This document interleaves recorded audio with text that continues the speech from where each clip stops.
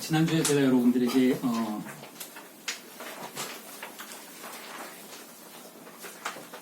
락강학파의 정신분석가들을 제외하면 락강의 표현에 의한다면 무의식을 봉합하려 한다, 무의식의 간극을 봉합하려 한다, 그리고 무의식을 망각하려 한다, 자, 이런 표현들을 설명을 드렸는데요. 자, 그 부분부터 다시 이어나가 보도록 하겠습니다.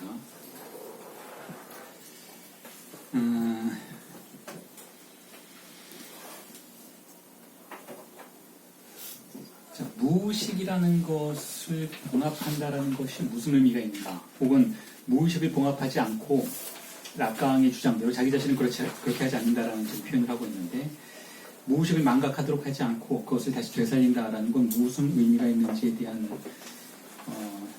개괄적인 설명을 먼저 드려야 할 것 같아요. 무의식이 무언가 신비로운 보물의 장소인가, 아니면 우리의 주체의 비밀을 간직하고 있는, 인간의 비밀을 간직하고 있는 어떤 촉골적인 장소인가 라고 말한다면 그런 건 전혀 아니라는 거예요. 무의식을 망각하겠다라고 락강이 비난하는 것은 일반 정신의학이 그런 의미에서는 아니라는 거죠. 그런 의미에서는 아니라는 것이죠. 그럼 어떤 의미에서인가? 자, 간단하게 설명을 먼저 제시하고 명제를 제시하고 그 다음 설명을 이어나가면 이제 이런 것 같아요. 무의식엔 두 가지가 있다라고 생각할 수도 있다는 것이죠. 분류하기에 따라서 첫 번째 무의식이라는 것은 공동체 평균적 무의식이라고 부를 수도 있을 것 같아요. 공동체에 존재하는 평균적인 무의식. 그리고 두 번째로 가정해 볼 수 있는 것은 내담자에게 고유한 무의식. 자, 이런 두 가지 범주가 있을 수 있다는 것이죠.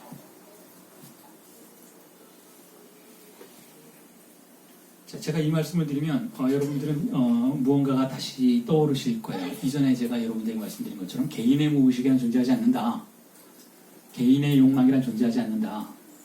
라는 말씀을 드렸었죠. 그리고 동시에 공동체가 하는, 그게 이제 국가 공동체로 수렴하는 것인데, 공동체가 하는 가장 주요한 업무라는 것은 바로 욕망을 스탠다드하게 재생산해내는 것이다 라는 설명을 이전에 드렸어요.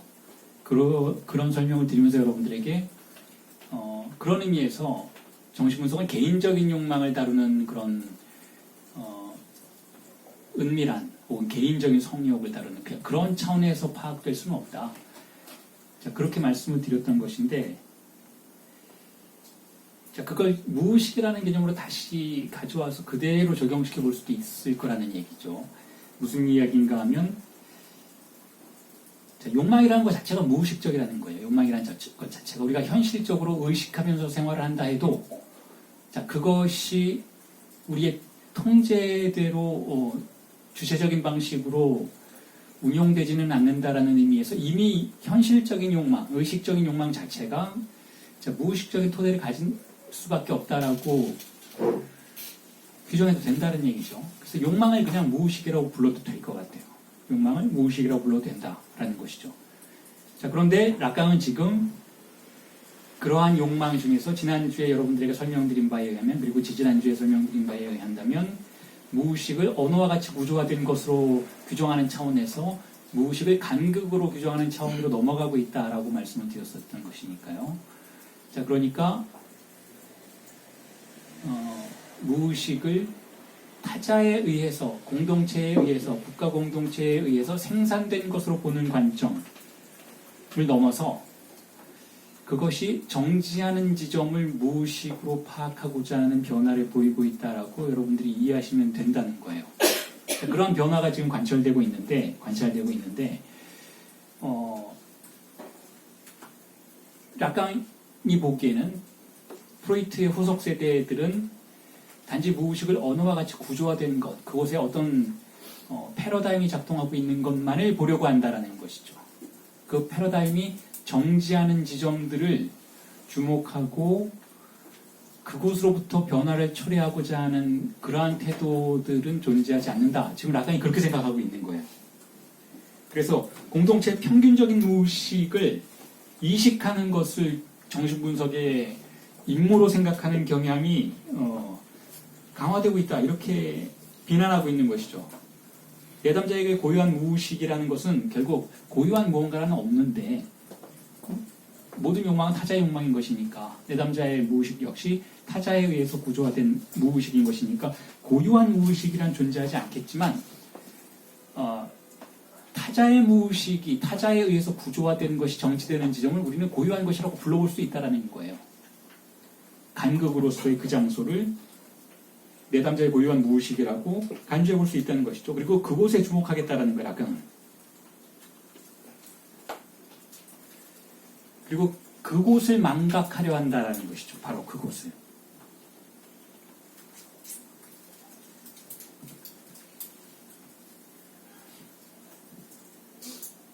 그러니까 예를 들면 증상을 다루는 태도에도 그러한 특성들이 엿보일 수 있다라고 할 수 있는데 무의식이라는 것이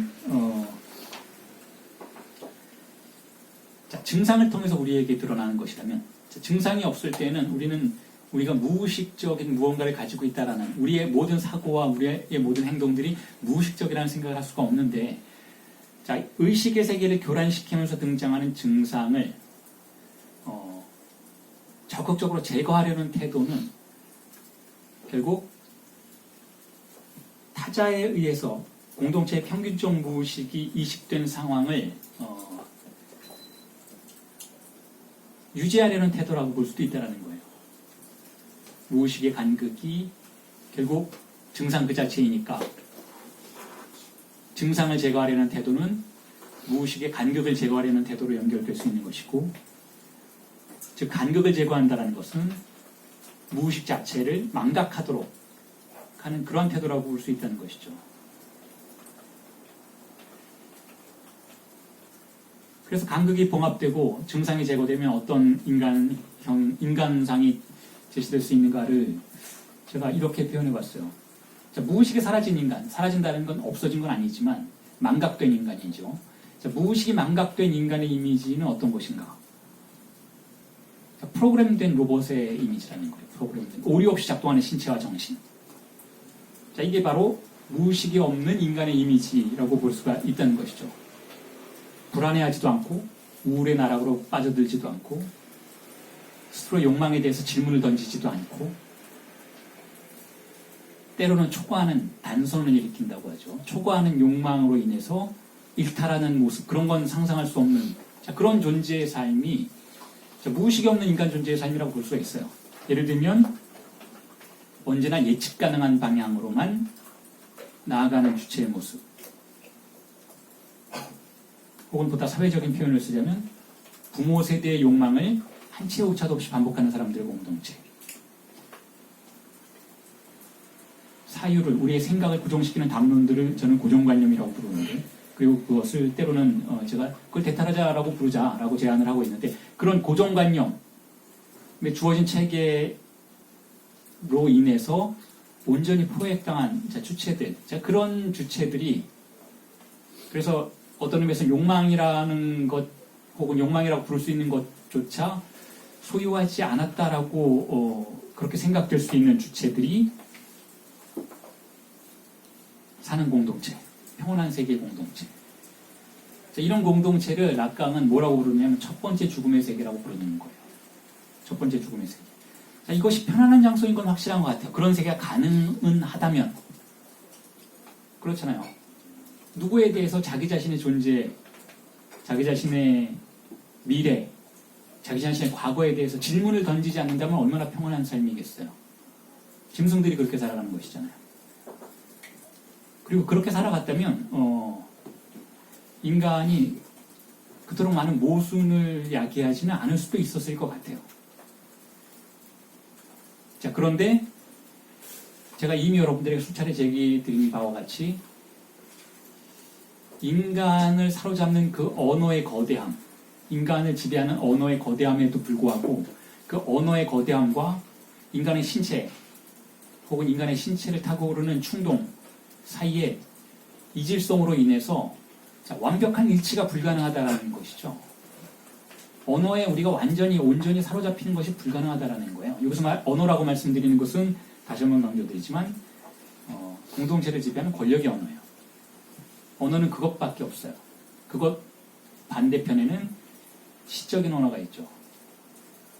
자, 언어를 지배하는 공동체 혹은 공동체를 지배하는 권력의 언어의 주체가 자신의 신체를, 자신의 주입상스를 온전히 끼워 맞출 수 있도록 하는 그러한 세계는 어떤 의미에서는 우리가 흔히 상식적으로 정치적으로는 올바른 태도는 아니지만 그럼에도 불구하고 상식적으로 꿈을 꾸는 이상향이에요, 여러분. 우리가 흔히 낙원의 이미지를 어떻게 생각하나요? 낙원의 이미지. 걱정 없는 세계인 거예요. 낙원. 우리가 종교적이건 아니면 일반 상식의 차원에서건 하나 질문을 던지지 않는 세계가 낙원인 것이죠. 고뇌하지 않는 세계. 자, 그게 우리가 흔히 낙원이라는 이미지를 통해서 상상해보는 그러한 장소이기는 한데, 자, 그거는 뭐가 조건으로 성립이 되어야만 가능한 세계인가 하면 그 낙원을 지배하는 패러다임, 언어적인 패러다임과 그것에 사로잡힌 인간의 존재, 욕망이 완벽하게 일치하는 상황 속에서만 가능한 이미지라는 것이죠.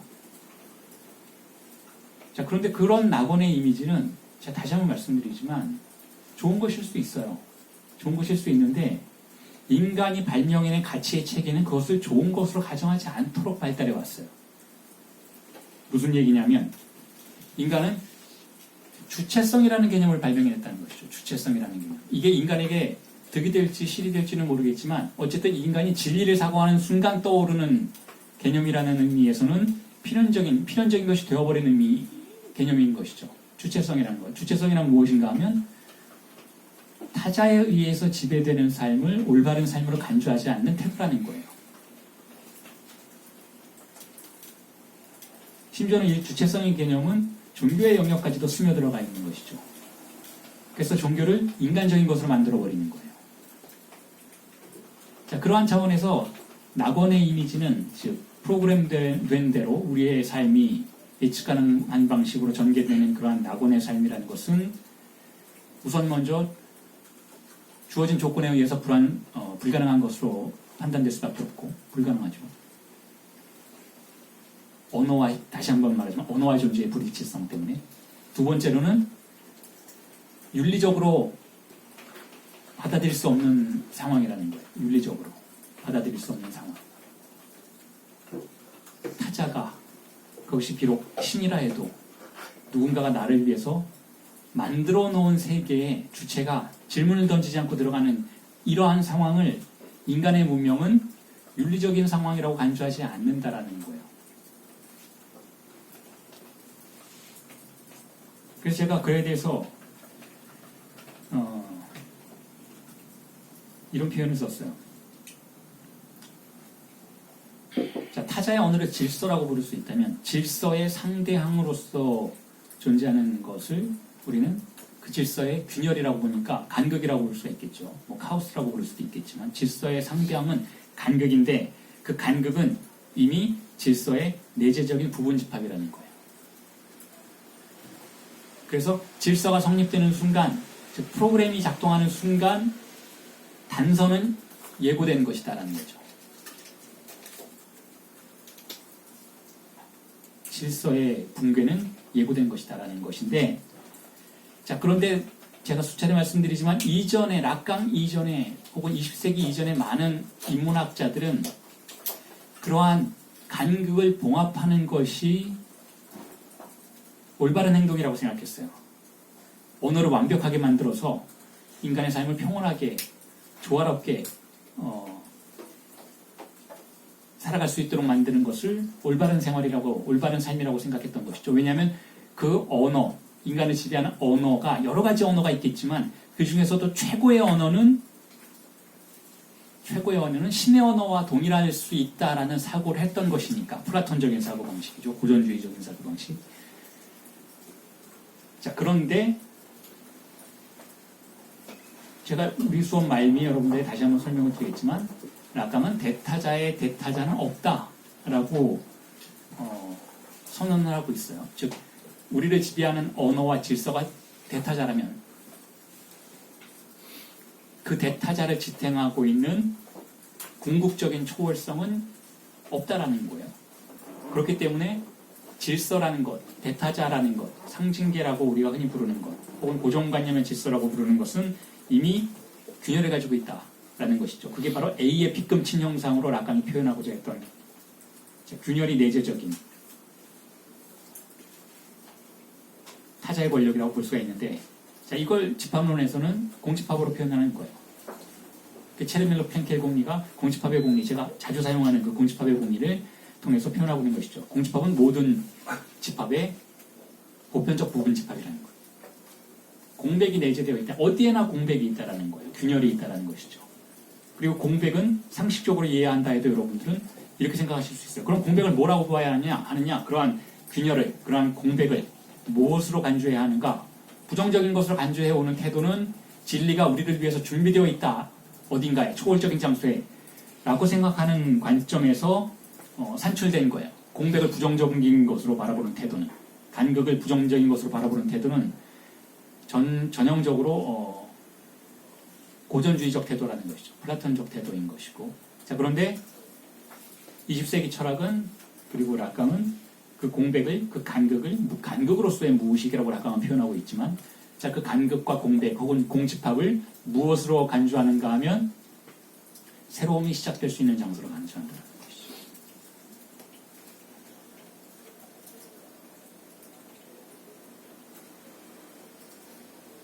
그리고 그 공백은 새로움이 시작될 수 있는 장소라는 의미에서 결국 모든 새롭지 않은 것들이 출발한 장소라고 볼 수가 있어요. 그래서 존재론에 관련된 이야기는 우리가 다음 텀 시간에 10월 2일부터 시작되는 시간에 언급을 하겠지만, 보다 집중적으로 언급을 하겠지만, 자, 존재론에 관련된 문제도 그렇게 풀어볼 수가 있다는 것이죠. 존재가 우리가 사유를 통해서 접근할 수 있는 궁극적인 질서의 장소를 존재로 볼 수가 있다면, 그 존재가 출현할 수 있는 장소는, 즉 대타자의 장소는, 즉 타자의 장소는 공집합의 형식으로만 존재할 수 있다는 거예요. 즉 무언가가 출현하기 위해서는 그러한 출현을 담보할 수 있는 텅 빈 공간이 필요하기 때문에, 그렇기 때문에 공집합은 사실상 어디에나 편지하는 무질서의 유령인 것이기도 하지만, 동시에 모든 것을 시작하게 만들었던 창조의 장소이기도 하다라는 것이죠. 그래서 제가 이 공집합 이야기하면서 자연수의 집합이 어떻게 출현할 수 있는지를, 공집합을 가지고 설명을 여러 차례 제 이전에 다른 수업에서도 해왔었던 것인데, 질서의 가장, 우리가 질서라고 말하는 것, 우리가 흔히 상징계라고 말하거나 질서라고 말하거나 혹은 대타자의 권력이라고 말하거나, 자, 그렇게 말할 수 있는 가장 원초적인 이미지는 자연수의 집합이에요. 1, 2, 3, 4, 5, 6, 7, 8, 9, 10 이런 식으로. 그것으로 우리는 수를 셈할 수 있고, 그것이 없다면 우리는 집합론을 구성할 수 없고 아무것도 할 수가 없는 것이죠. 자연수가 있어야 돼요. 그러니까 일관된 방식으로 전개되어 나가는 어떤 기준이 필요한데, 그걸 우리는 자연수의 집합이라고 부를 수가 있다는 것인데, 자연수의 집합이 가능하기 위해서는, 자, 무엇이 우리에게 주어져야 하는가? 자연수의 집합이 가능하기 위해서는 1이라는 숫자, 차이가 필요해요. 1이라는 숫자. 왜냐하면 1과 2, 2와 3 사이의 차이는 언제나 동일해요. 즉 1이라는 차이라는 것이죠. 1이라는 숫자가 필요한데, 만약에 이 세상에 1이라는 숫자가 없다면 우리는 어떻게 그것을 산출해낼 수 있는가? 공백에 집중하면 된다는 거예요. 공백. 자, 공백이 우리 앞에 있다는 건, 없다라는 개념이 우리 앞에 있다는 거. 우리가 있다라는 개념에 일단 먼저 무질서한 상태라면, 그러니까 뭔가가 하나가 있고 둘이 있고 셋이 있다라는 방식으로 있으면 질서를 셈할 수 없다면, 그 이전에 우리는 없다라는 사유를 할 수 있어야 된다는 것이죠. 그런데 그 있다라는 사유가 없으면 없다라는 사유도 없어요. 자, 있다와 없다를 정교한 방식으로 사유할 수가 없다라는 것이죠. 자, 그런데 어느 순간 우리가 없다라는 개념을 갖게 된다면, 즉 상실이라는 것을 주목하게 된다면, 즉 상실이 셈해진다면, 그로부터 일이 출현한다라는 거예요. 즉 하나가 없다라는 개념이 출현하게 되면 그 하나를 가지고 둘을 만들어낼 수 있고 셋을 만들어낼 수 있게 된다는 것이죠.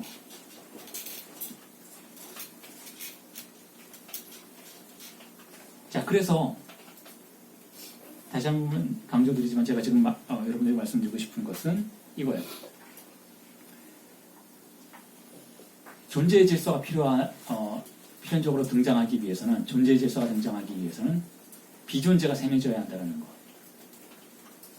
즉, 구조가 등장하기 위해서는 1, 2, 3, 4, 5, 6, 7, 8, 9, 10의 자연수의 집합도 구조, 일종의 구조라고 할 수가 있으니까 구조가 등장하기 위해서는 공백이 존재한다는 거예요. 그 이전에 기원적으로 그 공백 간극이라고 부를 수도 있다는 것이죠. 자, 그걸 소멸시키는 건 불가능하다는 거예요. 그걸 그 공백을, 그 간극을 소멸시키는 건 불가능하다는 것이죠. 왜냐하면 증상을 소멸시키는 것이 불가능한 것처럼, 그리고 증상의 소멸은 무의식 자체의 소멸을 이야기할 것이니까 무의식을 소멸시킨다는 건 말이 안 된다는 거예요. 자, 그럼에도 불구하고 다시 한번 말씀드리지만 공동체는 그 증상에 대해서 저항해요. 국가장치는 그 증상에 대해서 저항한다는 거예요. 왜냐하면 증상은 변화를 초래하는 것이니까. 그런데 국가장치이건 개인의 자아건 자신을 위해서 드리는 모든 노력의 99%는 자신을 유지하는 거예요. 그게 좋은 자신이건 좋은 자아이건 나쁜 자아이건 어쨌든 존재의 가장 필연적인 지상명령은 어제의 존재가 오늘의 존재로 반복될 수 있도록 만드는 것. 이게 존재의 지상명령이라는 거예요. 존재의 지상명령. 국가장치의 지상명령이기도 하고 국가장치는 그것을 위해서 존재해요. 어제의 공동체가 오늘의 그것일 수 있도록 변화를 차단하는 거예요. 물론 유사 변화들을 사용하는 방식으로 그렇게 하죠. 변화를 차단한다고 해서 변화할 수 없어라고 말하는 것이기보다는 변화의 다양한 가능성들을 제시해요. 그런데 그 변화의 다양한 가능성들은 어떤 변화의 다양성들인가 하면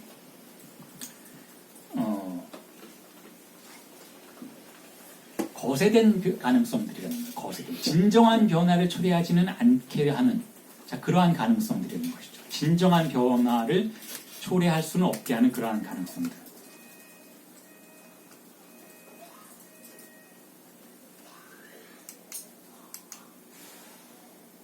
자, 그걸 제가 하나의 사례로 여러분들에게, 이것도 역시 지난 텍스트에는 존재하지 않았던 것인데 하나의 사례로 여러분들에게 제시를 해드리면 실어증에 관련된 내용이라고 할 수도 있어요. 실어증자 한 여성이 존재한다면, 그러니까 자주 드는 예죠. 거식증, 실어증, 뭐 이런 히스테리적 구조를 가지고 자주 수업의 사례로 제시를 하는데, 한 여성이 실어증에 걸렸다는 것은 말을 하지 못한다는 것인데 그걸 증상이라고 볼 수가 있겠죠. 그래서 의학은 그 말을 하지 못하는 증상, 즉 침묵을 제거하려고 해요. 그게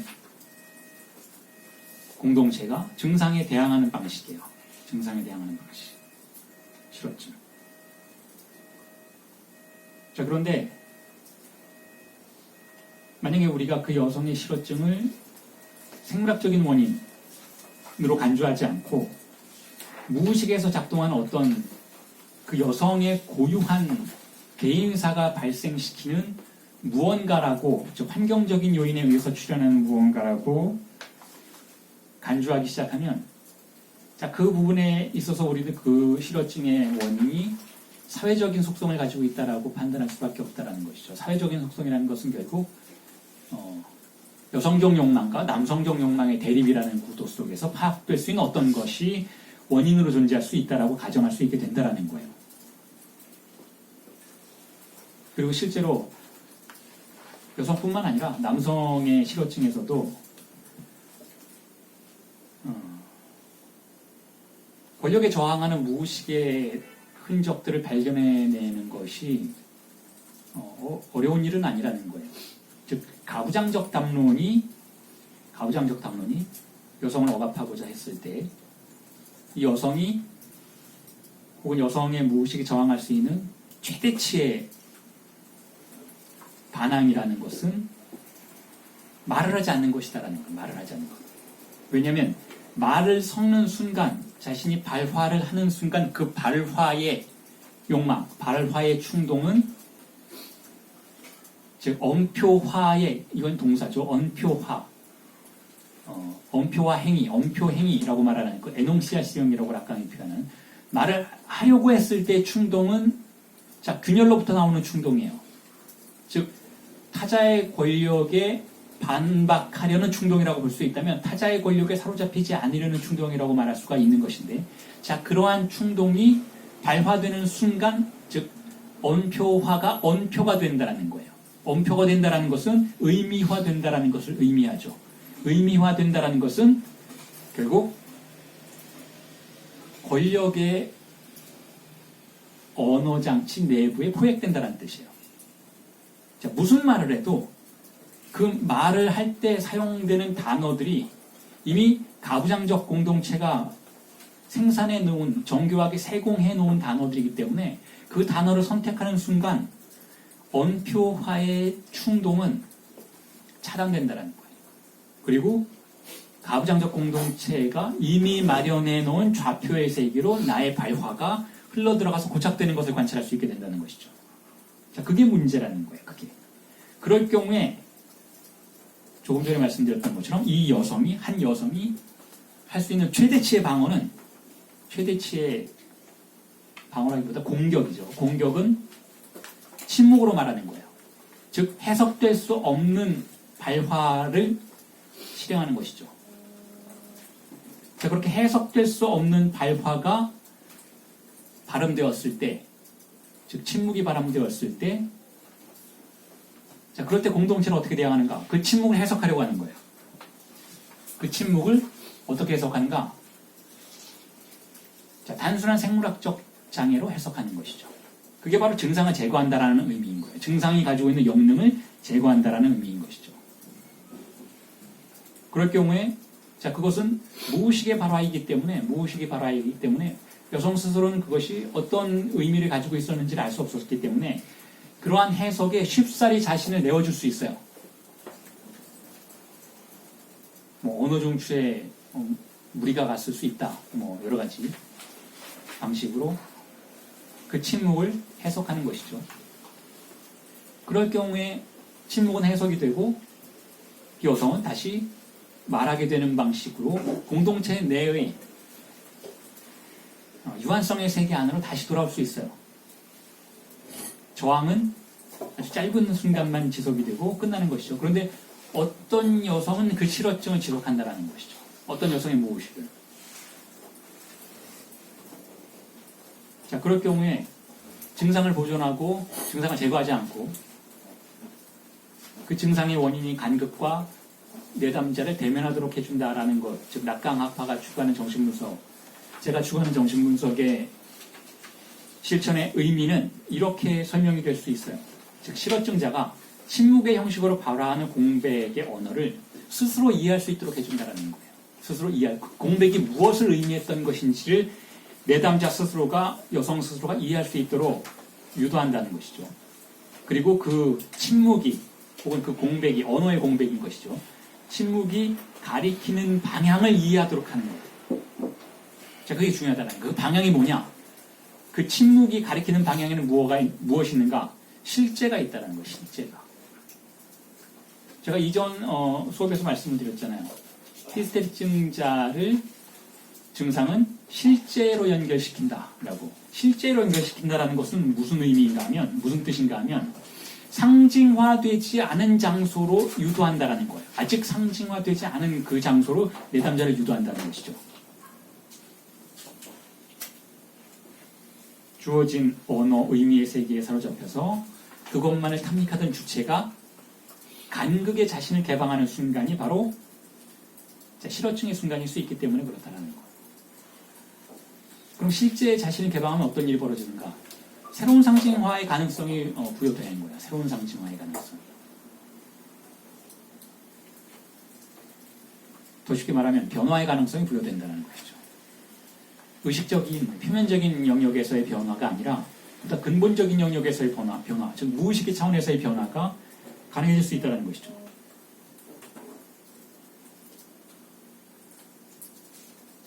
자, 그런데 이것에 대해서 락강이 무슨 이야기를 하는가 하면 무의식은 간극이다 라고 지금까지 주장을 해왔던 것인데, 그것에 더해서 무의식은 실현되지 않은 차원에 속한다 라고 이야기를 하기 시작해요. 영원히 실현되지 않은 차원이다 라는 것. 실현될 차원도 아니고 미래에 실현될 차원도 아니고 영원히 실현되지 않을 그리고 않았던 차원에 속하는 것이 무의식이다.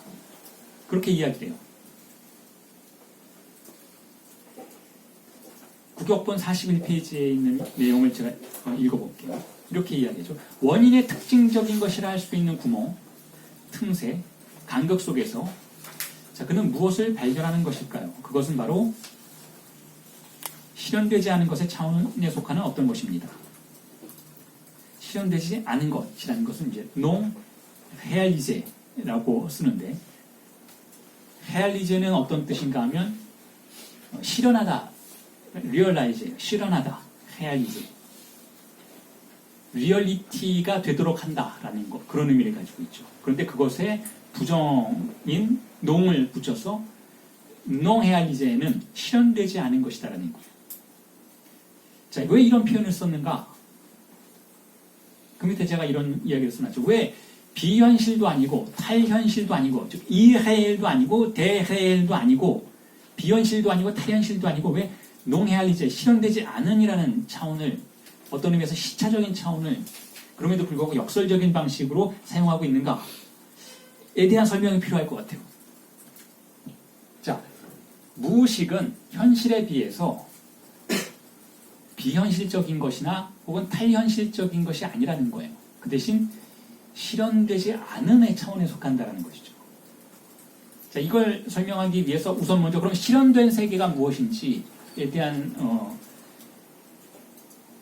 이해를 해볼 필요가 있을 것 같아요. 실현된 세계는 제가 조금 전에 말씀드렸던 것처럼 리얼리티의 세계예요. 현실의 세계. 우리가 지금 살아가는 현실의 세계. 자, 현실의 세계가 실현되는 조건이 있죠. 현실이 실현되기 위해서는, 우리가 현실을 현실로서 느끼기 위해서는 그것을 지탱하는 틀이 작용해야 돼요. 현실에는 틀이 있다는 거예요. 리얼리티를 만들기 위해서는 그 리얼리티에 규범이 있다는 거예요. 자, 그 리얼리티의 규범이 바로 상징계인 것이죠. 상징계. 대타자인 거예요. 그 규범이 존재해야 우리는 그 현실을 리얼하게, 리얼리티로서 인식할 수가 있어요. 그리고 그 리얼리티가 구성되는 조건으로서의 틀은 억압이죠. 가장 큰 특징은 억압이라는 거예요. 억압이 작동해야 현실이 현실처럼 우리에게 출현해요. 억압이 제대로 작동하지 않으면 현실이 현실처럼 우리를 찾아오지가 않는 것이죠. 예를 들면 억압이 제대로 작동하지 않는 대표적인 주체를 정신병적 주체들이라고 볼 수가 있으니까, 정신병적인 주체들의 세계를 관찰한다면 현실성이라는 것이 상당히 축소되었다라는 걸 알 수 있죠. 현실성이 축소되었다라는 것은 현실이 규격화되어 있지 않다라는 거예요. 물론 정신병적 주체들에게는 환청이나 환각이 당연히 현실적인 것으로 느껴져요.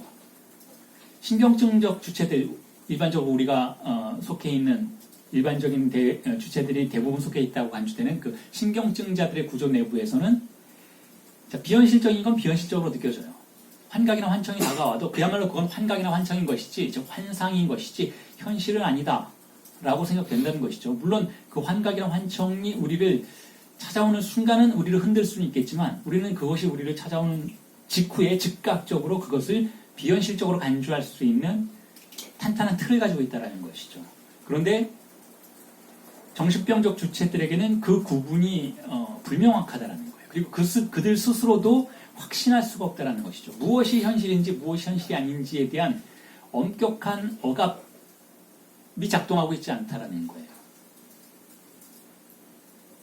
자, 그게 리얼리티의 개념이에요. 리얼리티의 개념.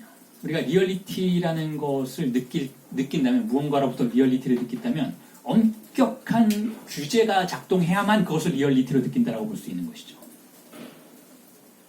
예를 들면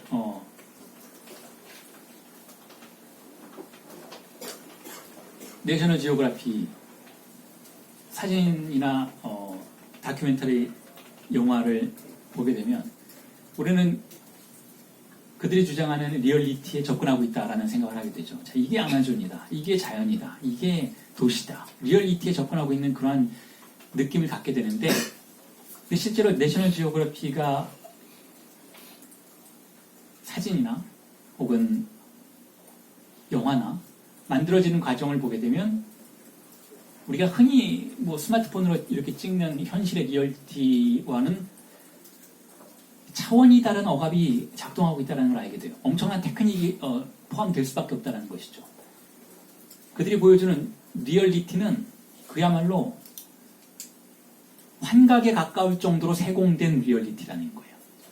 그런데 실제로 우리가 어떤 리얼리티를 경험할 때는 바로 그와 같은 방식일 수밖에 없다는 것이죠.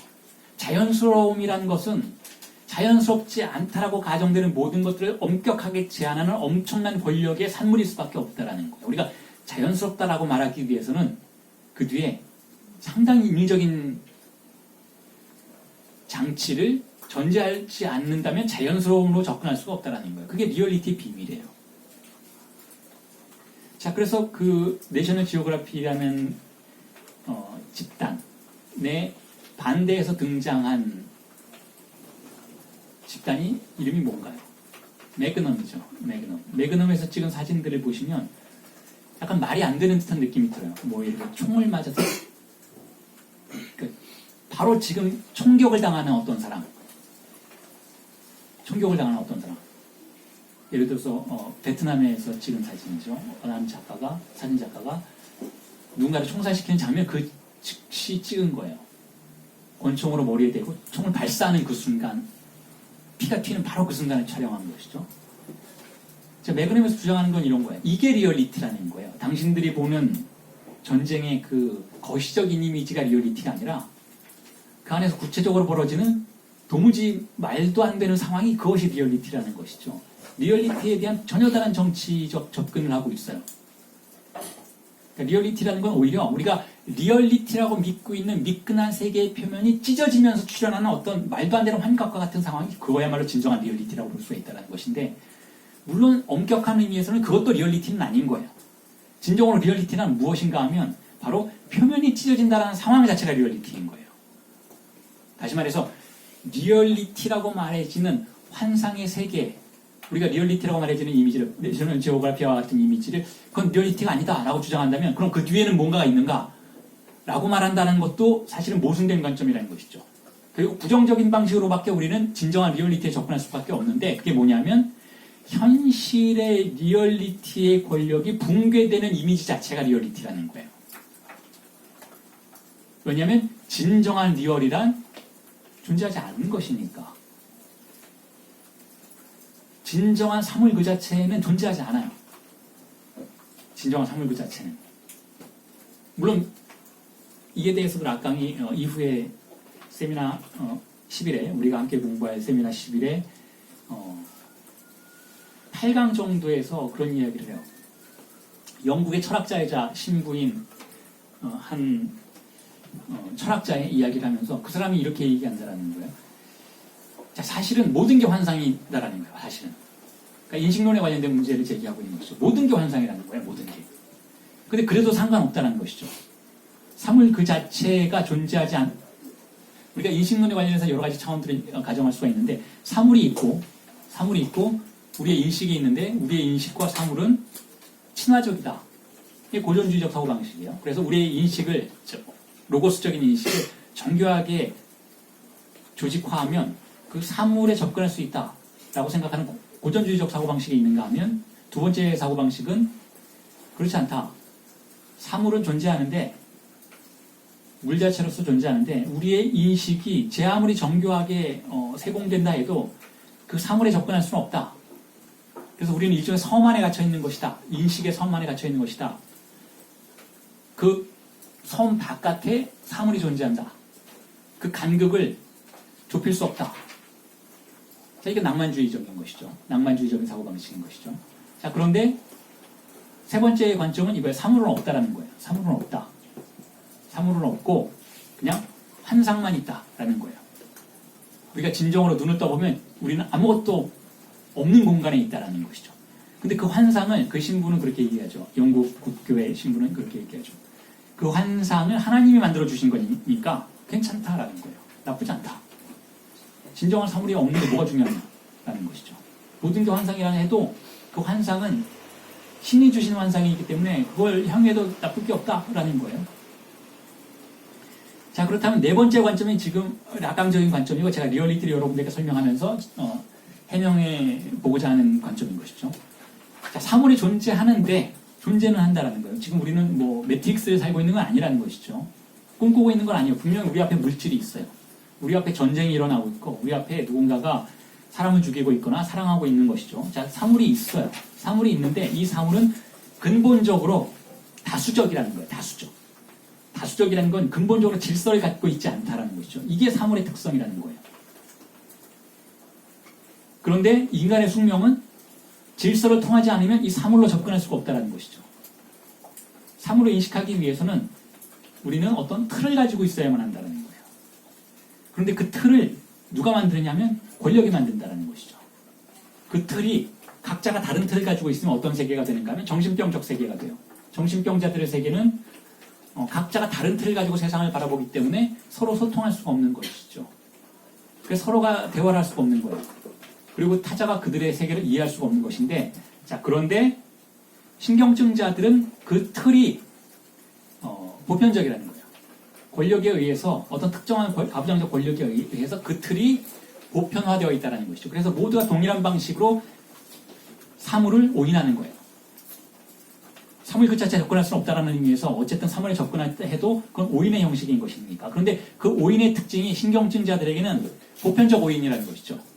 모두가 비슷한 방식으로 오해한다는 것이죠. 자, 그렇게 해서 우리가 그 오해의 형식을 통해서 사물에 접근했을 때 그것을 우리는 리얼리티라고 부르는 거예요. 그래서 그 리얼리티를 가능하도록 만들어주는 것을 보편적 오인의 구조의 폭력이라고 볼 수가 있어요.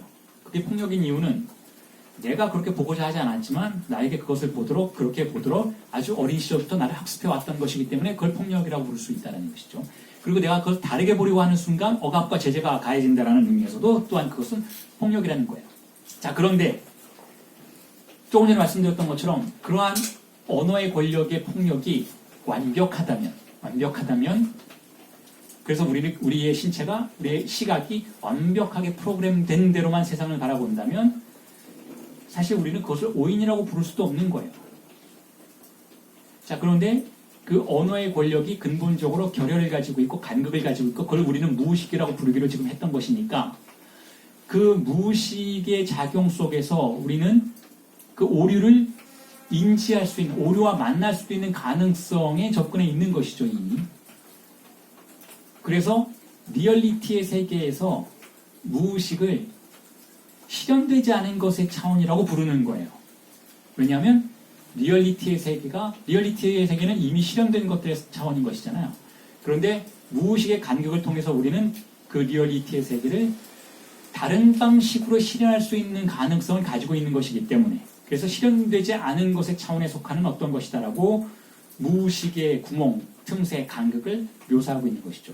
물론 그렇게 해서 무언가가 간극의 힘을 통해서 우리를 지배하고 있는 리얼리티를 붕괴시키고 새로운 실현된 것을 등장시켰다면 자, 그것은 실현되지 않은 것이 실현된 것인가? 또 그렇지는 않다는 거예요. 왜냐하면 이미 한 번 등장한 뒤에는 다시금 무의식은 그 등장한 것과 실현되지 않은 것으로서의 자신의 관계를 교정할 것이기 때문에 교정한다는 건 빠져나간다는 거예요.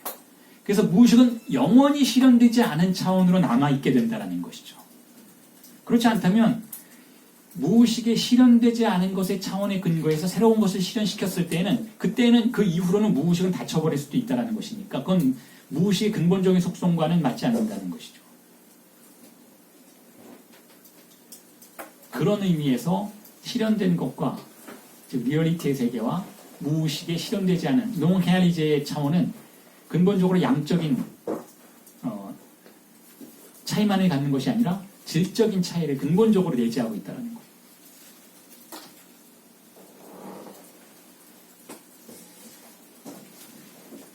그래서 이걸 락강이 그렇게 표현하는 거예요. 낙태 전문 산파와 림보의 관계와 같다. 낙태 전문 산파와 림보의 관계가 무슨 얘기냐면 림보는 태어나지 못하고 낙태된 아이들이 가는 천국도 아니고 지옥도 아닌 뭐 연옥과 같은 그러한 장소라고 서양인들이 간주를 하는 곳인데 바로 그곳이 무의식이라는 거예요. 태어나지도 않은 것들이 이미 죽은 상태로 떨어지는 장소. 그게 무의식의 장소라는 것이죠. 그리고 그것을 또한 라칸이 이렇게 이야기를 하죠.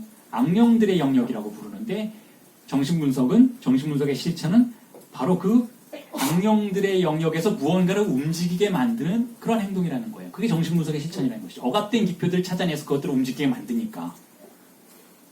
자, 정신분석의 기본적인 실천이 바로 억압된 기표를 찾아내는 것이잖아요. 이건 우리 모두가 알고 있는 아주 쉬운 내용인 것이죠. 정신분석은 내담자가 억압해놓은 어떤 기표를 찾아내는 거예요. 물론 이미 그것이 어떤 기표인지 알고 있는 내담자들도 있어요. 자신에게 어떤 것이 억압되어 있는지 이미 표면적으로 인식하고 있는 내담자들도 있는 것인데 아직 체험을 하지는 못했던 것이니까 단지 표면적인 인식이라고 볼 수가 있겠지만 어쨌든 그 기표들, 즉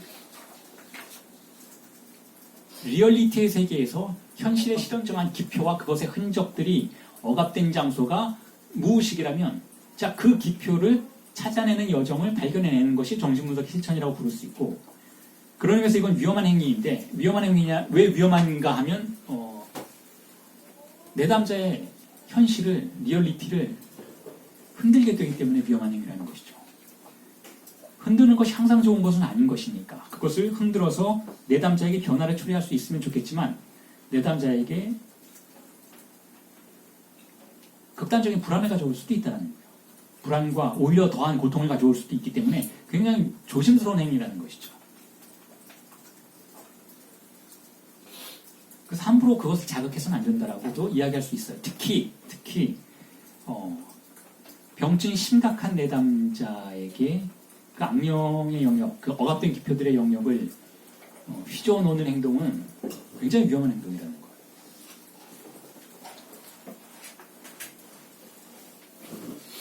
자, 그런데 그 위험으로부터 달아나기 위해서 프로이트 이후의 세대들은 라칸과는 반대 방향으로 갔어요. 그래서 라칸 그렇게 표현하죠. 정신분석을 심리학화하면서 간격을 봉해버리는데 총력을 기울였다. 확실히 심리학은 안정을 추구하는 것이 분명해요. 심리학의 영역에서는 존재의 안정을 추구해요.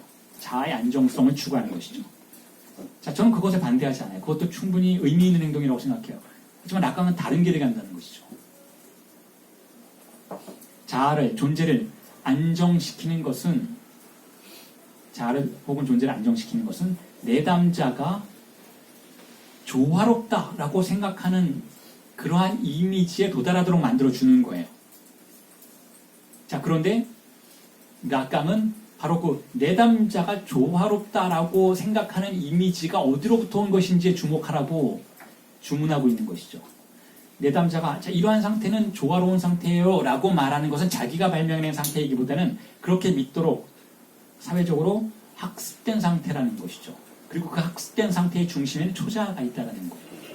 그래서 그 조화로운 단계의 내담자가 초기에는 도달할 수 있는 것처럼 보이지만 그 조화로운 단계에서 작동하는 또 다른 지난주에 우리가 함께 살펴보았던 야생의 윤리라고 하는 것에 공격을 받게 된다는 거예요. 자, 그닥 효과도 없을 뿐더러 이러한 접근은 그닥 효과도 없을 뿐더러 윤리적이지 않다고 생각하는 거예요. 타자의 주범을 내담자가 내면화시키는 것을 윤리적이지 않다고 생각하는 것이죠. 자, 그럼에도 불구하고 어쨌든 프로이트 이후 포스트 프로이디언들의 행보는 안정을 선택했어요. 안정을 선택하고 제가 이전에도 말씀드렸던 거죠. 과학화를 선택했어요. 그걸 지식화시키는 데선 총력을 기울이기 시작했다는 거예요. 즉 그걸 과학화하고 지식화시키는 데 총력을 기울였다는 것이 의미하는 바는 무슨 의미인가 하면 간극을 봉합하는 데 총력을 기울였다는 거예요. 간극을. 그래서 이걸 라칸은 정형외과술이라고 부르죠. 정형외과술. 증상을 제거해버리는 거예요. 이질적인 걸 제거해버리는 거예요. 그리고 보편적인 것만 남겨놓는 거예요. 예를 들면 이런 거죠. 뭐 정형외과술까지 가지 않아도 성형외과술이라고 볼 수가 있는 것이죠.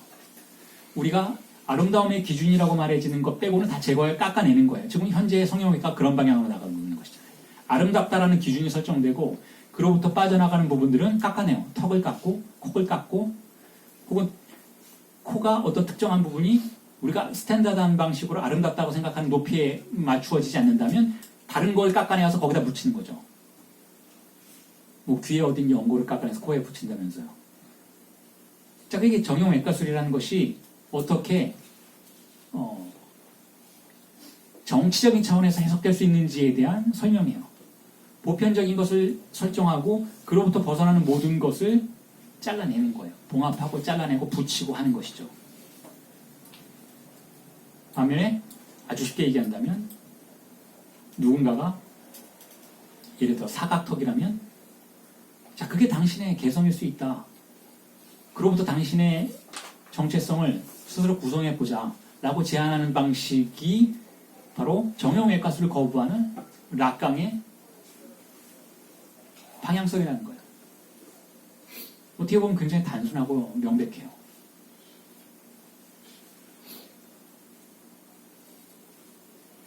자, 그렇게 해서 정형외과술의 희생자가 결국은 되고 말았는데, 정신분석이라는 것이.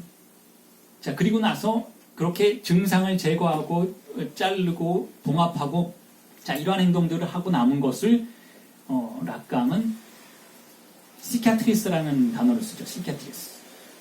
시키아트리스는 굉장히 흔히 우리가 쓰는 단어예요. 프랑스에서. 그냥 상처라는 뜻인데 상처라기보다 상처가 난 뒤에 아문 흔적이죠.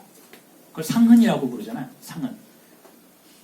근데 상흔이라는 단어는 제가 텍스트에도 새롭게 얹어놓은 것처럼 스티그마타라는 단어로도 쓰이죠. 스티그마타. 근데 이 스티그마타라는 단어는 보다 추상적인 의미예요. 스티그마트라고 프랑스에서는 사용을 하는데 이 스티그마라는 단어는 보다 사실은 상징적인 의미를 가지고 있죠. 낙인이라는 의미를 가지고 있는 것이에요. 낙인.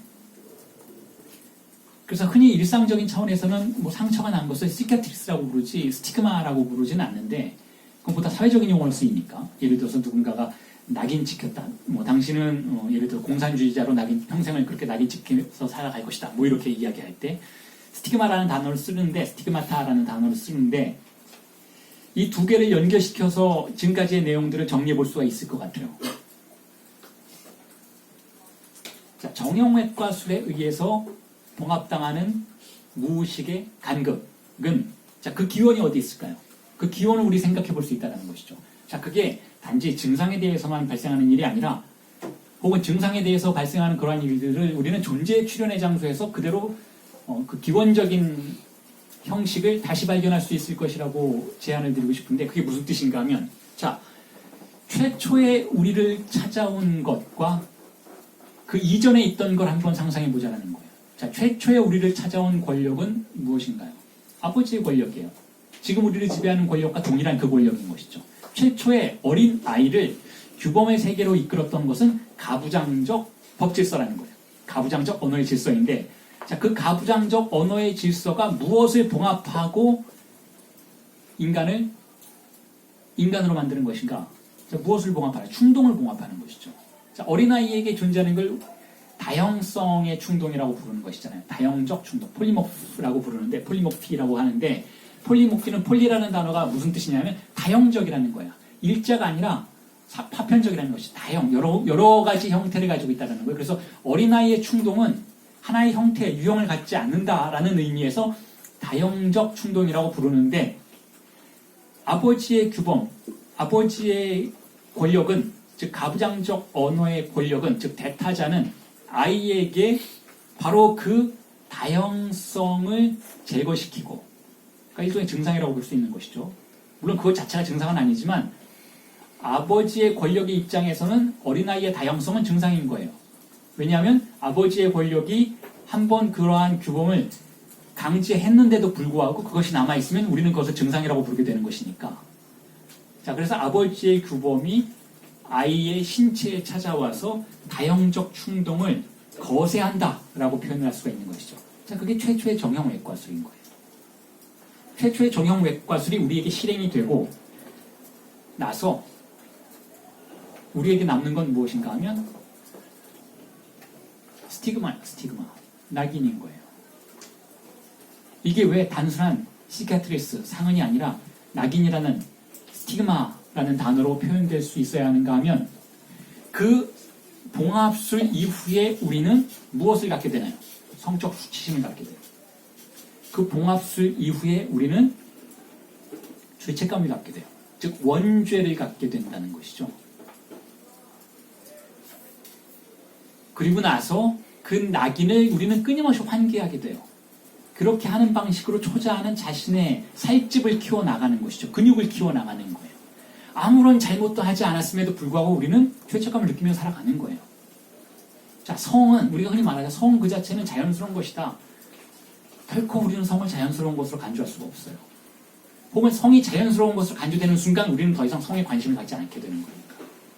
성 그 자체는 자, 어린아이가 성을 향유하는 그 신체의 쾌락을 향유하는 단계에서는 자연스러운 것도 아니고 죄책감에 포함된 것도 아니고 죄도 아니고 아무것도 아니었지만 그냥 아이가 살아가는 양태였지만 규범이 우리에게 그것을 낙인 찍는 순간 그것은 우리의 평생을 쫓아다니는 낙인이 된다는 것이죠. 그 낙인의 두 가지 효과는 이거예요. 지속적으로 우리 자신을 억압하게 돼요. 성에 대해서. 근데 억압으로 끝나는 게 아니에요. 또한 지속적으로 그 억압에 반대하는 탐닉을 하게 되는 거예요. 과도한 탐닉을. 이 두 가지가 바로 낙인 효과라는 것이죠. 최초의 정형 외과술이 우리에게 남긴 스티그마가 우리를 어떻게 지배하는지를 바로 이 낙인 효과를 통해서 이해할 수 있다는 거예요.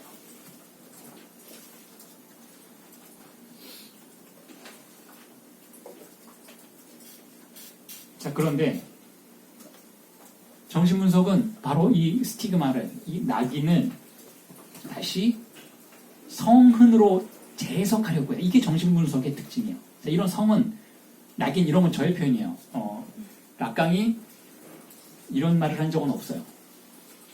그런데 락강은 성스러운 글쓰기라는 표현을 한 적이 있죠. 성스러운 글쓰기. Saint Writing이라는 표현을 쓴 적은 있어요. 쌍테크리튜어라는 세테크리튜어 혹은 쌍테크리튜어라는 표현을 쓴 적은 있는데 자, 이 스티그마라는 것이 기독교에서 어떻게 받아들여지고 있나요? 성스러운 흔적이에요. 성스러운. 스티그마의 기적은 우리 흔히 중세 때 혹은 근대 초기에도 혹은 최근까지도 발견이 되고 있고 교황청이 실제로 그것이 기적인지 아닌지를 판단하러 파견 신분을 보내기도 하죠. 어떤 것이냐면 굉장히 간단해요. 예수의 성은 알잖아요, 여러분. 예수의 성은 손에 못이 박혔던 가시면류관을 썼던 머리에서 흘러내렸던 피 이런 모든 상처들, 창에 찔렸던 옆구리의 상처들이 자, 아무런 이유도 없이 인간의 신체에서 갑자기 반복되는 거예요. 자, 이걸 스티그마의 기적이라고 불러요.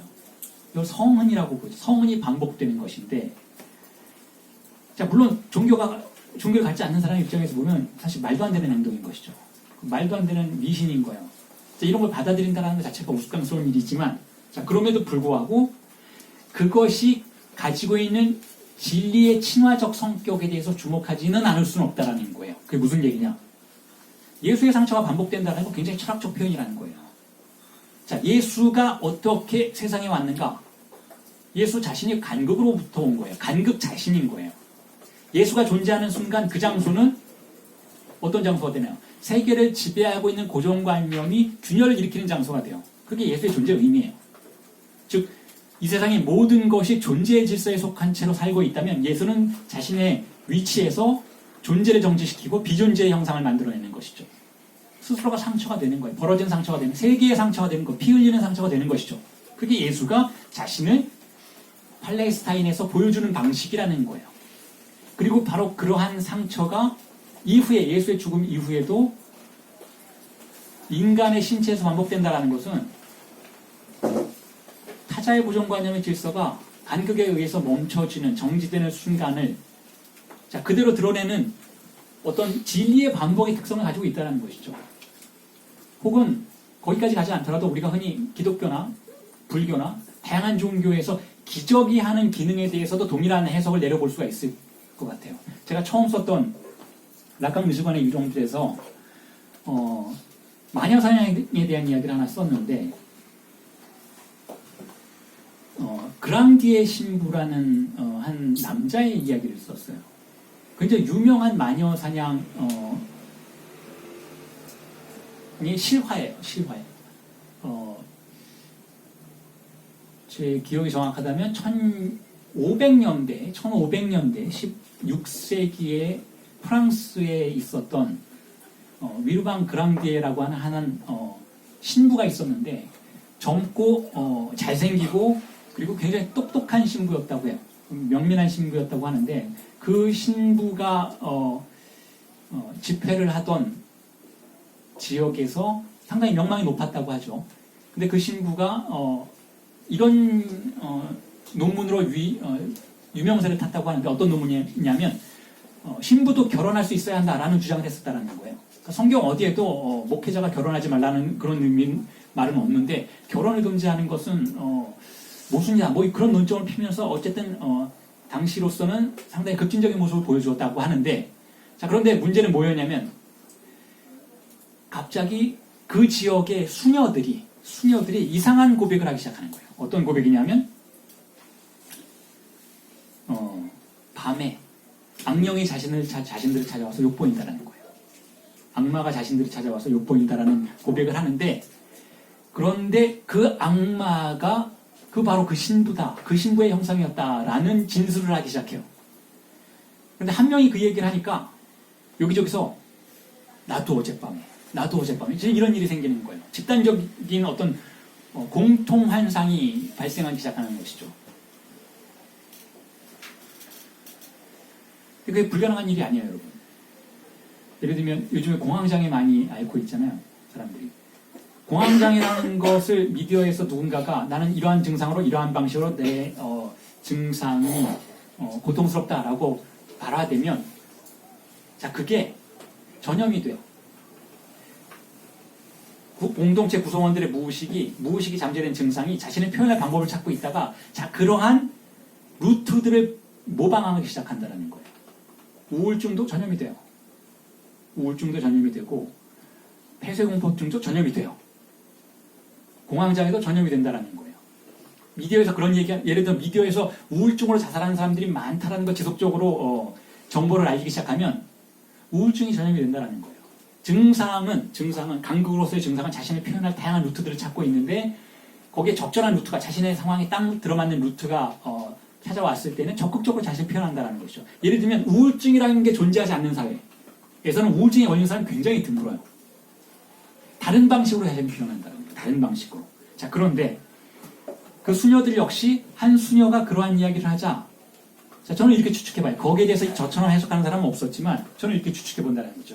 즉 그 위르방 그랑디에라는 그 남자 신부에 대한 성충동이 일종의 증상인 거예요.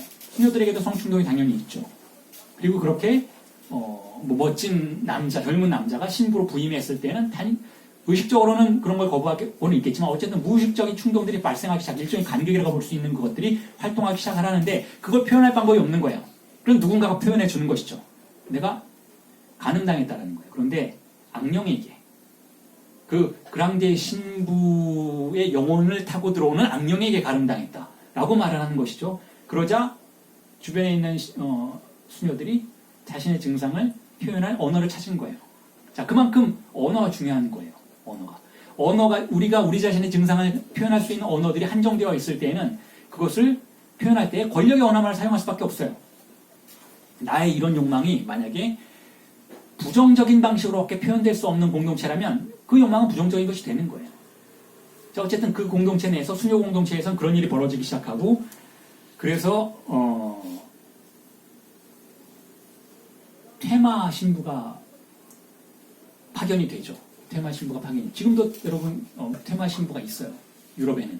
우리나라에도 있는지 모르겠는데 국교마다 한 명씩 있어요. 그래서 제가 알기로는 프랑스에서도 누군가가 발작을 하면 우리가 알 수 없는 어떤 정신병 발작과 유사한 행동을 보이면 프랑스도 천주교 국가니까 그 환자의 가족이 요청을 할 수가 있어요.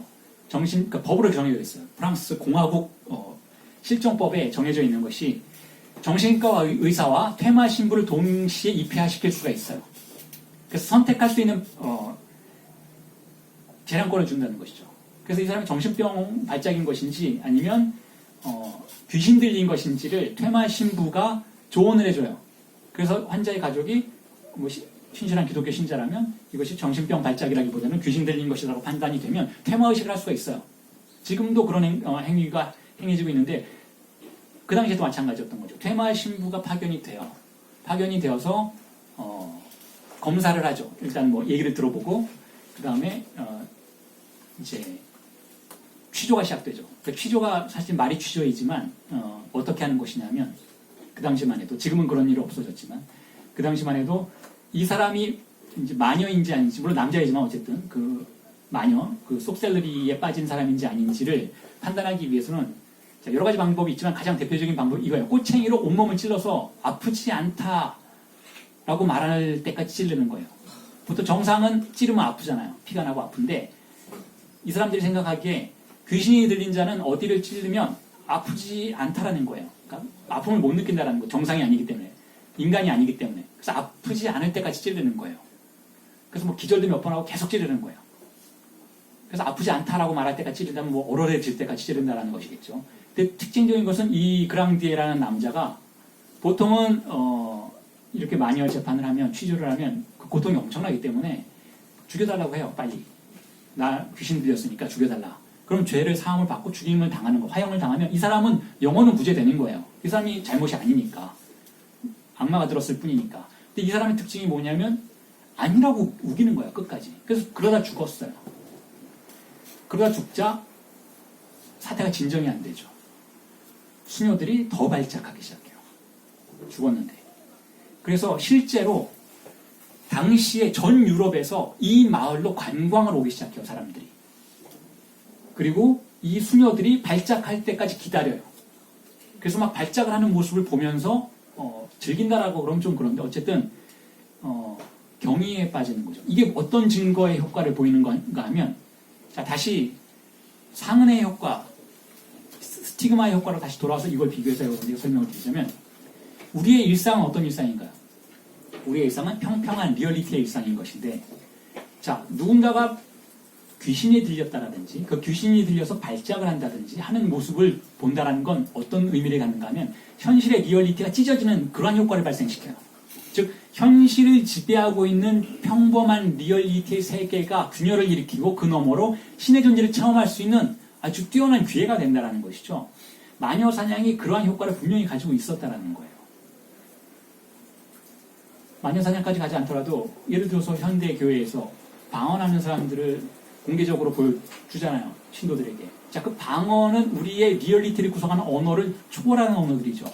자, 그걸 체험하는 사람도 그렇고 그걸 보는 사람도 그렇고 현실의 리얼리티 너머에 존재하는 신적인 초월의 세계를 경험하는 뛰어난 무대 효과를 가져다 줄 수 있다는 것인데 자, 그런데 자, 기적은 그런 의미를 가지고 있어요. 기적은. 그래서 기적이라는 것은 결국 현실의 리얼리티 너머에 무언가가 존재할 수 있다라는 것을 암시하는 종교적인 뛰어난 기능을 한다라고 할 수 있으니까 가톨릭 교회가 그것을 부정한 이유가 전혀 없는 거예요.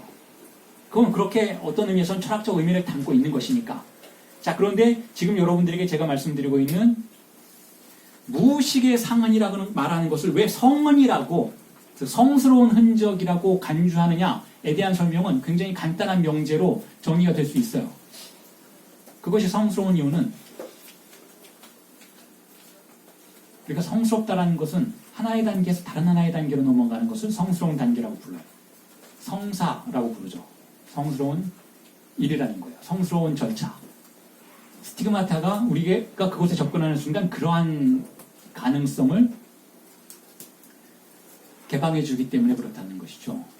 즉 잠재되어 있어요. 그걸 우리는 무의식이라고 부르는 거예요. 최초의 간극이 경영외과술에 의해서 봉합수술을 당하고 잠재되어 있어요. 그 뒤에 우리를 지배하는 것은 가부장적 규범의 언어인 거예요. 그런데 우리가 그 스티그마와 그 성흔과 만나는 순간은 증상적 순간이라는 것이죠. 즉 아버지의 규범적 언어가 흔들리는 순간이라는 거예요. 그렇게 해서 우리가 그것과 만나면 우리는 어떤 가능성이 개방되느냐? 아버지의 질서에 의해서 고착되어 있던 존재의 양태가 다른 무언가로 변화할 수도 있는 아직은 실현되지 않은 것의 차원이지만 변화할 수도 있는 성스러운 장소에 도달해 있다고 볼 수가 있어요. 그래서 그것이 성혼인 거예요. 스티그마인 거예요.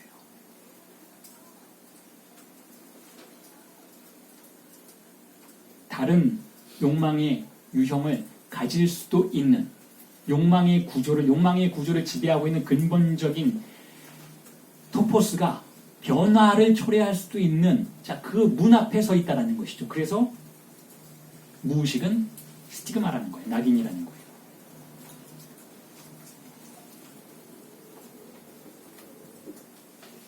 그래서 제가 이렇게 표현했죠. 그것은 유한성의 피부를 찢어 개방하는 성스러운 상처라는 거예요.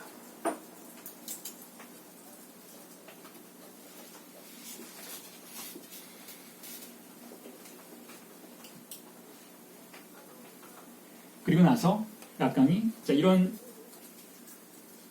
여러 가지 암시적인 설명들, 제가 보다 구체적으로 여러분들에게 전달드리고는 있지만 암시적인 설명들을 쭉 하고 나서 42페이지에서 이렇게 얘기하고 있죠. 제가 오직 세심한 주의를 기울여 그 간격을 다시 열어 보이려는 것을 믿고 지켜봐 주시기 바랍니다. 자, 이게 그냥 읽으면 아무렇지 않은 명제인데 저와 같은 관점에서 읽게 되면 좀 엄청난 선전포고인 거예요. 당신들이 닫아놓은 인간 가능성을 내가 다시 개방하겠다라는 거예요.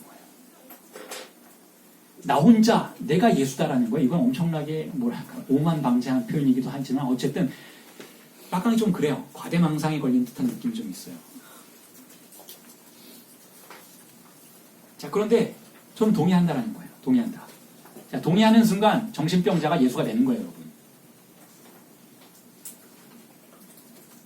간격을 자기 혼자 다시 열겠다라는 거예요. 인류가 다시 닫아놓은 간격을 내가 열어보이겠다라는 거예요.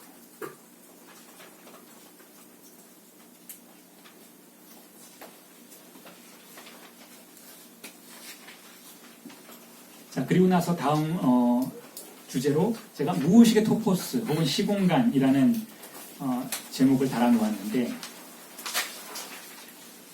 자, 이 부분을 시작하면서 락강이 이렇게 이야기를 하죠. 다시 한번 비판을 해요. 혹은 경계를 하는 방식으로 이야기를 하는데, 자, 무의식은 낭만주의적인 신비주의가 자리할 그런 공간이 없다라고 일단 다시 강조를 해요. 초월적인 어떤 장소가 아니라는 거예요. 그건 오히려 꿈, 실수, 혹은 재담, 농담이죠. 혹은 신체적인 증상. 자, 이런 것들이 바로 무의식의 표현들이라는 거예요. 그러니까 엄청나게 신비로운 어떤 대상을 가정하지 않고도 우리는 이러한 헛디딤이나 실패의 어떤 균열의 지점으로 충분히 무의식이라는 것을 이해할 수 있다는 것인데, 자, 이걸 뒤집어서 이렇게 간단하게 다시 정리할 수 있어요.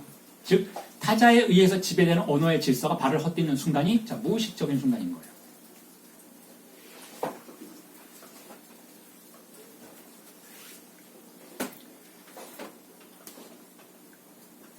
자, 그래서 타자의 언어에 의해서 지배되는 그러한 공간성을 일단 먼저 가정해보고 난 다음에 지금 우리의 새로운 주제가 되고 있는 무의식의 시간성은 어떤 것인지 혹은 공간성은 어떤 것인지에 대한 이해에 접근해 볼 수 있을 것 같은데, 자, 타자에 의해서 지배되는 시공간성, 특히 시간성의 대표적인 이미지가 바로 뉴턴의 이미지예요. 뉴턴적 세계관인 것이죠.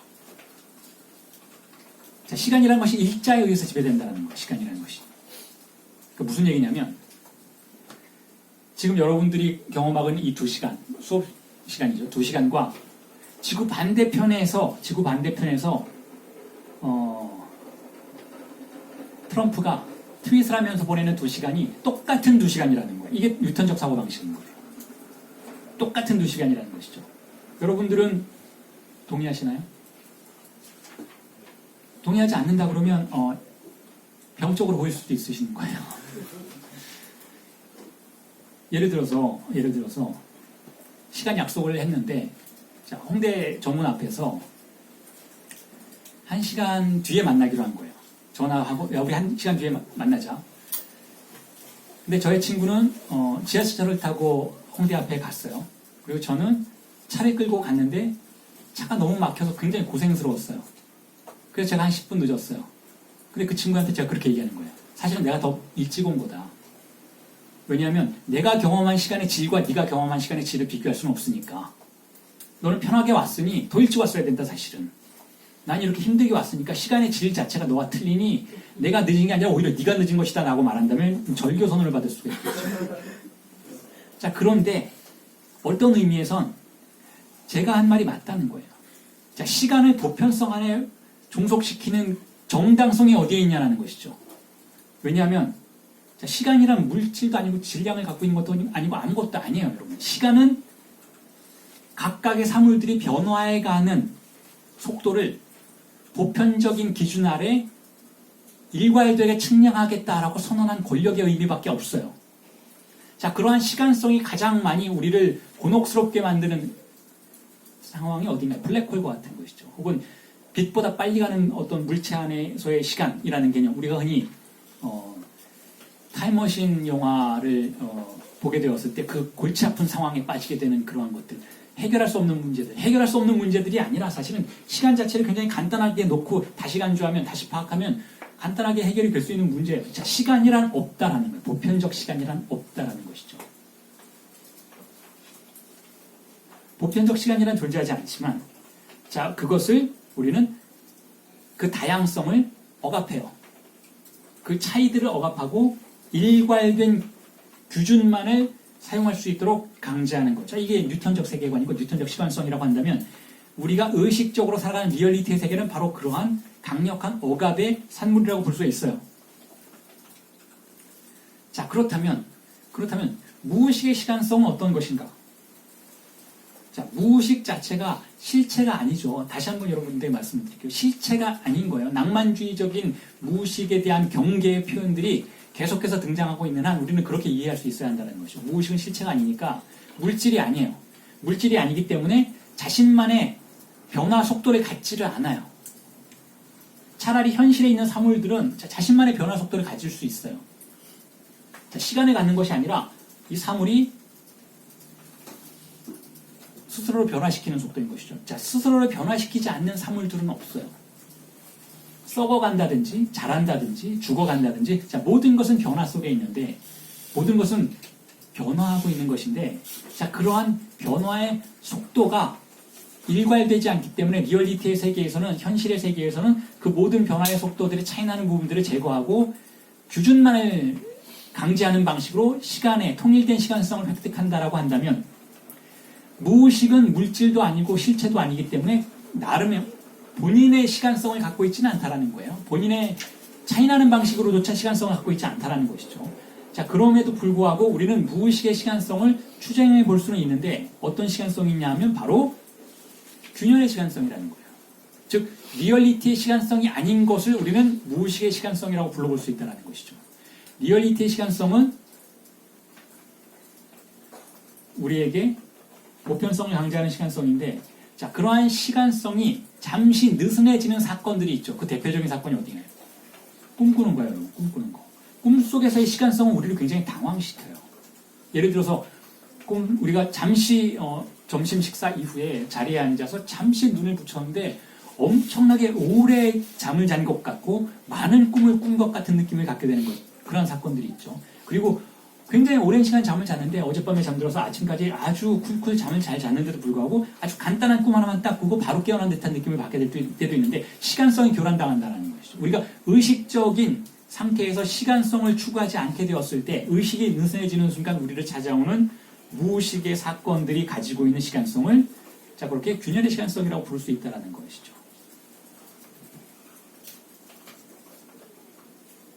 그래서 그러한 시간성이라는 것은 우리에게 현실적인 세계의 시간성이 가지고 있는 모순을 폭로하게 해줘요. 현실의 세계가 가지고, 우리가 만약에 무의식의 시간성에 주목하기 시작한다는 것은 현실의 리얼리티의 시간성의 균열점들에 주목한다는 것이고, 그 억압의 양태들로부터 빠져나가는 어떤 경험에 주목한다는 것에 의미를 갖는 것이기도 하죠.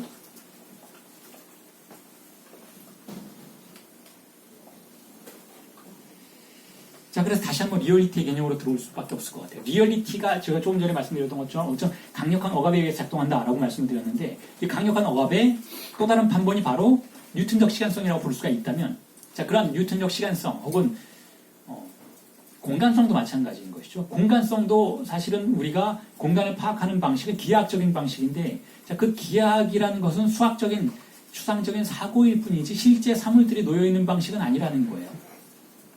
이러한 논점들은 아인슈타인에게 의해서 상당히 많이 논증이 되고 있죠. 물리학의 영역에서도.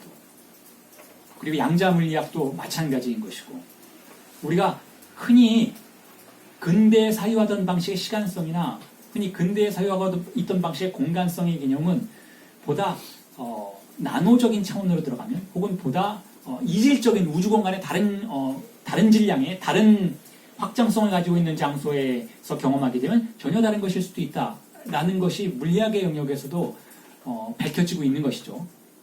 즉 어떤 틀에 의해서 그 상황을 바라보느냐에 따라서 다른 시간성과 다른 공간성이 출현할 수 있다는 것.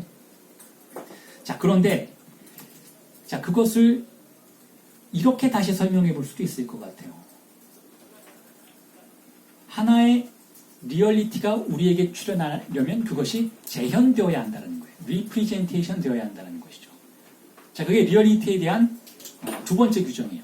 리얼리티는 현실이라는 건 어떤 것인가, 우리가 의식의 세계를 살아가는 것은 어떤 의미를 갖는가 하는 것은 첫 번째로는 억압에 의한 것이다 라고 볼 수가 있는데, 두 번째로는 단순한 억압이 아니라 이 억압 자체를 우리는 재현이라고 볼 수 있다라는 거예요. 리프리젠테이션 된다라고 볼 수가 있는 것이죠. 그 재현이라는 것이 무엇인지를 이해하면 우리는 리얼리티가 무엇인지, 혹은 무의식의 시간성이 무엇인지, 또는 라강이 생각하는 주체의 개념이 무엇인지, 자, 모든 것을 다시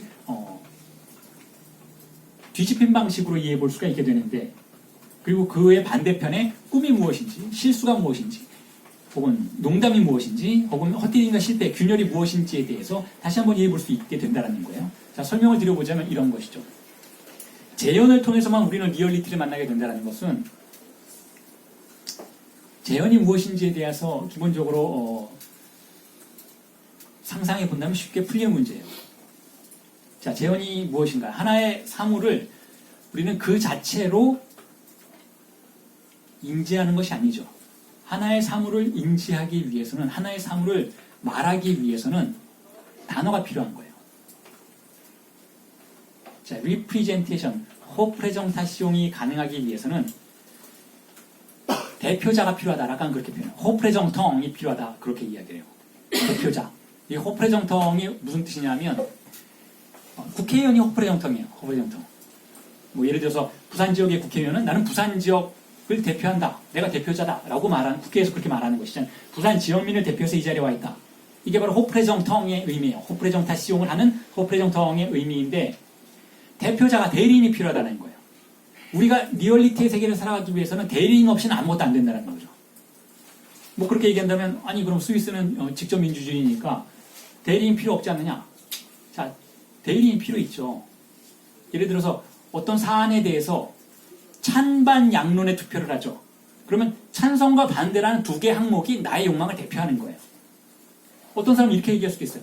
나는 찬성도 아니고 반대도 아니야. 왜냐하면 이 사안 자체가 부적절하다고 생각하기 때문에.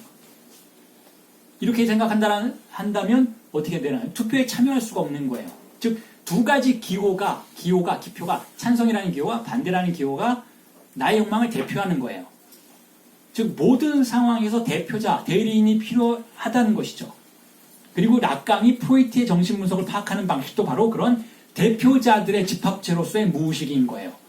즉, 무의식의 어떤 충동이 있는데 그것 자체로는 충동이 존재할 수 없고 충동을 대리하는 것들이 있다는 거예요. 그 대리자들이 바로 기표들이라는 것이죠. 그러니까 우리의 의식과 무의식은 기표들이 떠다니는 장소라는 거예요. 물론 기표는 우리가 아니에요. 기표 자체는 주입상수도 아니고 충동도 아닌 거예요. 하지만 그 기표는 그 뒤에 주입상수, 충동 이런 것들을 대표한, 감각들을 대표한다. 대표자들이라는 것이죠. 자, 이 대표자들을 싹 빼놓은 것이 바로 락강학파 외의 다른 정신분석의 경향들인 것이고, 락강의 정신분석의 특징적인 것은 바로 그 대리자를 기표로 간주하는 태도라는 것이죠.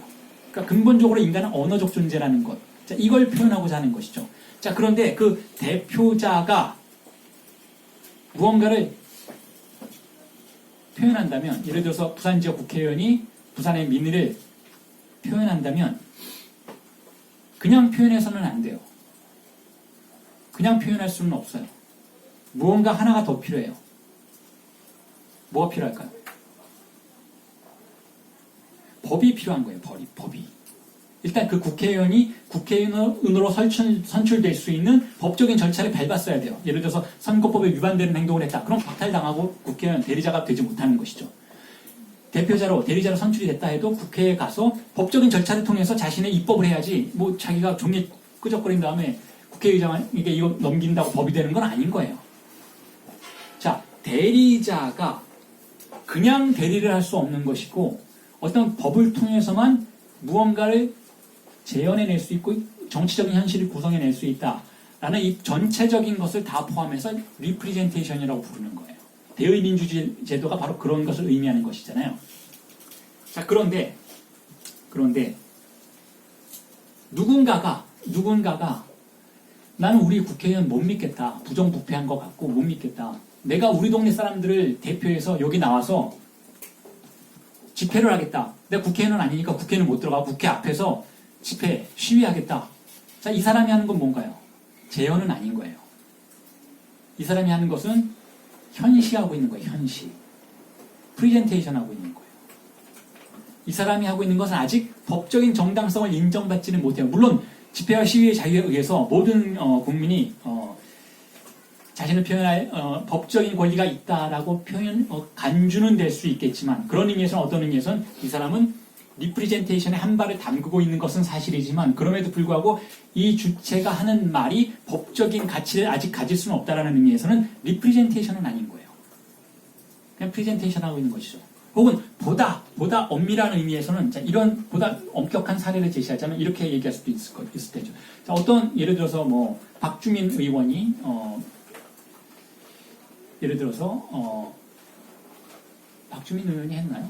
그 난민들에 대한 인권에 관련된 법을 제정하고자 한다. 혹은 난민 자녀들이 국내에서 교육을 받을 수 있는 그들의 자녀들이 여기서 태어날 수도 있잖아요. 굉장히 많이 태어나고 있고 태어났는데 그들은 사실 난민에 관련된 어떤 책임도 물을 수 없는 주체들인데도 불구하고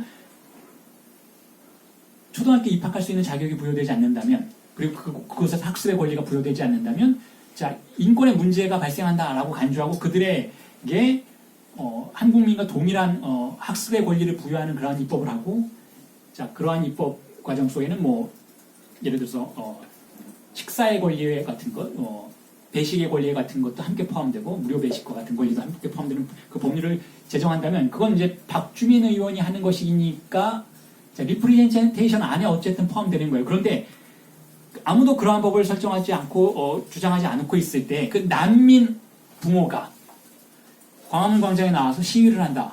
자신의 자녀들에게 동일한 권리를 부여받기를 위해서 시위를 한다면 자, 이거야말로 프리젠테이션인 거예요. 자, 어떠한 법적 근거도 없어요. 난민이기 때문에 법적 지위가 없어요. 한국 내에서. 그렇기 때문에 리프리젠테이션에 접근할 어떠한 수단도 갖고 있지 않은 상황인 것이죠. 이 순간 이 주체가 집회를 한다면 주체들이 집회를 한다면 그건 프리젠테이션 되는 것인데 자, 이 프리젠테이션은 사실상 법적인 효력도 없고 그렇다는 의미에서 어떤 권력도 획득할 수 없고 자신의 목표에 도달하기가 굉장히 지난한 과정을 앞에 두고 있는 것이죠. 그래서 프리젠테이션 되는 것들이 등장할 때 국가 공동체는 자, 그런 프리젠테이션에 대해서 항상 불법성을 문제시하고 그것에 대해서 목소리를 높이지 못하도록 억압하려고 해요. 왜냐하면 프리젠테이션의 질서가 흔들릴 수 있기 때문에. 자, 지금까지 이 얘기를 다시 락강 정신분석의 무의식에 관련된 이야기와 그대로 연결시켜서 설명을 해드리고 올게요. 자, 락강이 이렇게 얘기하죠. 주체는 무엇인가? 제가 일전에도 여러분들에게 말씀드렸던 것처럼 자, 주체는 무엇인가? 하나의 기표가 다른 하나의 기표에게 대리하는 것이다. 아주 유명한 명제라는 거 여러분 기억해 두시길 바라요. 그런데 이게 무슨 뜻인가? 제가 지금 여러분들에게 말씀드렸던 그 난민법에 관련된 혹은 난민인권법에 관련된 자, 한 부분을 그대로 적용시킬 수가 있어요. 자, 주체란 무엇인가? 우리가 주체를 허용할 수 있는 상황은 무엇인가 하는 의미예요. 지금 엄밀한 의미에서 올바른 주체란 무엇인가를 말하는 것이 아니라 락강이 우리가 일반적으로 주체라는 것을 인정할 때는 어떠한 방식으로 인정하는가? 자, 이런 거예요. 프리젠테이션이 된 것을 다시 리프레젠테이션의 권력에 데려가서 인정을 받은 걸 우리는 주체라고 이해하게 한다는 거예요. 이게 바로 락강이 우리 자신이 어떻게 리얼리티의 세계에 등장하는가를 기표 이론을 통해서 설명하는 거예요. 자, 이런 거예요. 나는 누구입니다 라고 여러분들에게 얘기할 수 있어요. 나는 백상현입니다 라고 얘기할 수 있어요. 자, 이건 나를 프레젠테이션 하는 거예요. 내가 아무 말도 없이 나를 여러분들에게 제시할 수가 없어요. 그렇잖아. 내가 누군데 나를 못 알아봐. 뭐 이렇게 말도 안 되는 거야, 이건. 내가 나를 어쨌든 공적인 언어로 혹은 최소한 어떤 종류의 소통이 가능한 공유 가능 언어로 제시해야 돼요. 프레젠테이션 해야 돼요. 그럴 때 기표가 첫 번째 기표가 필요하죠. 이게 첫 번째 기표예요. 하지만 이 첫 번째 기표는 사실상 아무런 법적인 효력을 갖고 있지 않아요. 내가 백성현이야 라고 말하고 그게 뭔데? 라고 이야기할 수 있겠죠. 듣는 상대방이 그래서 라고 얘기할 수 있어요. 그럼 내가 그렇게 얘기하는 거죠. 초대자 목록에서 확인해 보세요. 그럼 그 사람이 콘서트에 오셨군요. 그리고 초대자 목록을 보고 거기에 내 이름과 내가 제시한 이름이 일치하는지를 봐요. 거기에 적혀있는 이 목록은 법의 목록인 거예요. 그래서 나는 나의 이름을 말하고 그 이름이 그러니까 나의 이름은 나라는 주체를 대표하는 것이죠. 프레젠테이션 하는 것인데 이 대표가 보다 권력을 가지고 있는 법적인 언어 앞에 나를 데려가요. 데려가서 그 법의 허락을 받게 돼요. 이 사람은 맞네, 그 사람이. 혹은 아니 그 사람은 맞긴 한데 돈을 안 냈어. 지금 내라고 하든가 안 내면 돌려보내 라고 하든가 이 법적인 판단은 두 번째 기표가 하는 거예요. 첫 번째 기표가 두 번째 기표에게 또 다른 기표에게 나를 대리하는 것. 자, 이걸 주체라고 부른다라는 것은 바로 리얼리티의 주체를 설명하는 방식이라는 것이죠. 자, 그런데 제가 지금 난민법에 관련된 문제를 여러분들에게 미리 말씀을 드리는 이유는 이거예요. 그럼에도 불구하고 락강이 진정한 주체라고 말하는 것은 바로 첫 번째 나를 현시한 그 기표에 의해서 등장한 주체라는 거예요. 이게 진정한 기표예요. 그리고 이 진정한 기표가 등장하자마자 사라지는 순간은 바로 두 번째 기표에 의해서 가부장적 권력에 의해서 나의 존재가 인정당하는 순간이라는 것이죠. 인정당하는 순간 나의 주체성의 변화 가능성은 차단돼요. 그리고 나는 세계로, 좌표의 세계로 되돌려 보내지는 것이죠. 그렇게 함으로써 나는 나 자신의 개방적 시간성을 주어진 혹은 강제된 시간성으로 환원시킬 수밖에 없는 상황으로 들어가게 된다는 것이죠. 자, 그런 의미에서 제가 갑자기 난민법에 대한 이야기를 꺼낸 이유는 바로 이거예요. 국회를 너무 믿으면 안 된다는 거예요. 저는 의회 민주주의자가 아니에요. 최장집 교수 같은 사람을 저는 이해할 수가 없는 거예요. 국회에서 작동하고 있는 법은 어떤 법인가요? 권력자들의 법인 거예요. 권력에 접근할 수 있는 사람들이 만든 법인 것이죠. 그런데 현실은 어떤가요? 현실은 그 법보다 훨씬 더 앞서서 변화하거나 앞서서 더 많은 문제를 일으키거나 앞서서 우리에게 윤리적인 문제를 제기해요. 그래서 만약에 우리가 광장에 접근하는 권리를 차단당하면 자, 가부장적 권력의 언어가 우리의 변화 가능성을 차단하는 보수적인 세계 속에 갇혀버리게 된다는 것이죠. 그래서 근본적으로 집회와 표현의 자유는 어떠한 조건도 달 수 있으면 안 된다는 거예요. 우리나라에서는 특히 이명박근혜 시절에는 굉장히 많은 조건을 달아놨던 것이죠. 뭐 야간 집회 금지라는 말도 안 되는 법도 만들었었고 교통법에 의해서 그건 정치적인 법이 아니라 교통을 혼란시킨다는 법에 의해서 집회와 시위를 차단하는 법들을 온갖 종류의 제어 장치를 만들어 놓았던 이유는 뭐냐면 그게 보수 정권이기 때문에 그래요. 보수 정권들이 원하는 건 뭐냐면 기존의 질서가 영원히 유지되는 거예요. 약간의 변화, 보수 유지만 될 뿐 지금 자신들의 믿는 신념이 100년 뒤에도 그대로 유지될 것이라는 사고방식 안에 갇혀있는 것이 바로 보수 정권의 특징이라는 것이죠. 자, 그런데 우리가 역사를 관찰해 온다면 역사는 그렇게 변화하지 않았다는 거예요. 역사는 언제나 기존에 존재하는 권력의 언어가 자신의 수명을 다했을 때 새로운 언어의 권력에게 자신의 권한을 넘겨주는 방식으로 전개되어 나왔다는 것이죠. 새로운 언어가 출현할 수 있는 장소는 리프레젠테이션의 장소가 아니라는 거예요. 새로운 언어가 출현할 수 있는 장소는 프레젠테이션의 공간이라는 것이죠. 예를 들어서 지금도 제가 이 문제는 민감한 문제이긴 한데 말씀드렸던 이유는 즉 난민 자녀들이 국내에서 의료 혜택을 받고 교육의 권리를 누릴 수 없는 현실에 대해서 많은 사람들이 발언을 하고 있지는 않아요. 왜냐하면 지금 우리가 생각하는 인권의 보편적인 수준이라는 것이, 즉 우리의 권력의 담화가 가정해놓은 인권이라는 개념이 도래할 세계를 맞이할 수 있는 수준의 인권의 개념은 아니라는 것이죠. 그 인권의 개념이 100년 전의 인권의 개념은 전혀 아닌 것이잖아요. 100년 전에는 남녀와 인권이 다른 세계였어요. 지금 우리는 동일하게 보려고 노력하는 중인 것이잖아요. 동일한 인격을 가지고 있다라고 이제야 비로소 파악할 수 있게 되는 상황에 처하게 되는 것이잖아요. 자, 인권의 개념도 그것을, 인권이라는 단어를 의미를 떼어낸 기표로서 간주하는 실천들이 필요한 것인데, 자, 그럴 경우에는 그것을 지배하고 있는 기존의 권력의 언어로부터 빠져나가는 실천들이 가능해야만 된다는 것이죠. 자, 누군가가 인권이라는 개념에 대해서 다른 주장을 할 수 있어야 되는데, 그 다른 주장을 할 수 있는 주체들의 욕망은 권력으로부터, 즉 리프리젠테이션 된 구조로부터 빠져나가는 순간에만 등장하는 욕망들이라는 거예요.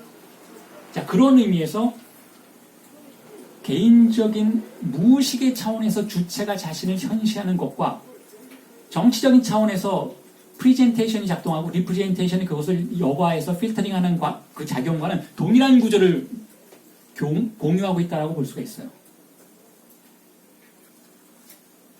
그리고 제가 이 말씀을 드린 이유는 조금 전에 말씀드렸던 것처럼 리얼리티의 세계는 엄표들의 세계라는 것. 자, 엄표들의 세계는 리프리젠테이션 된 세계라는 것. 그리고 주체의 공간은, 무의식의 공간은 엄표화의 장소라는 것.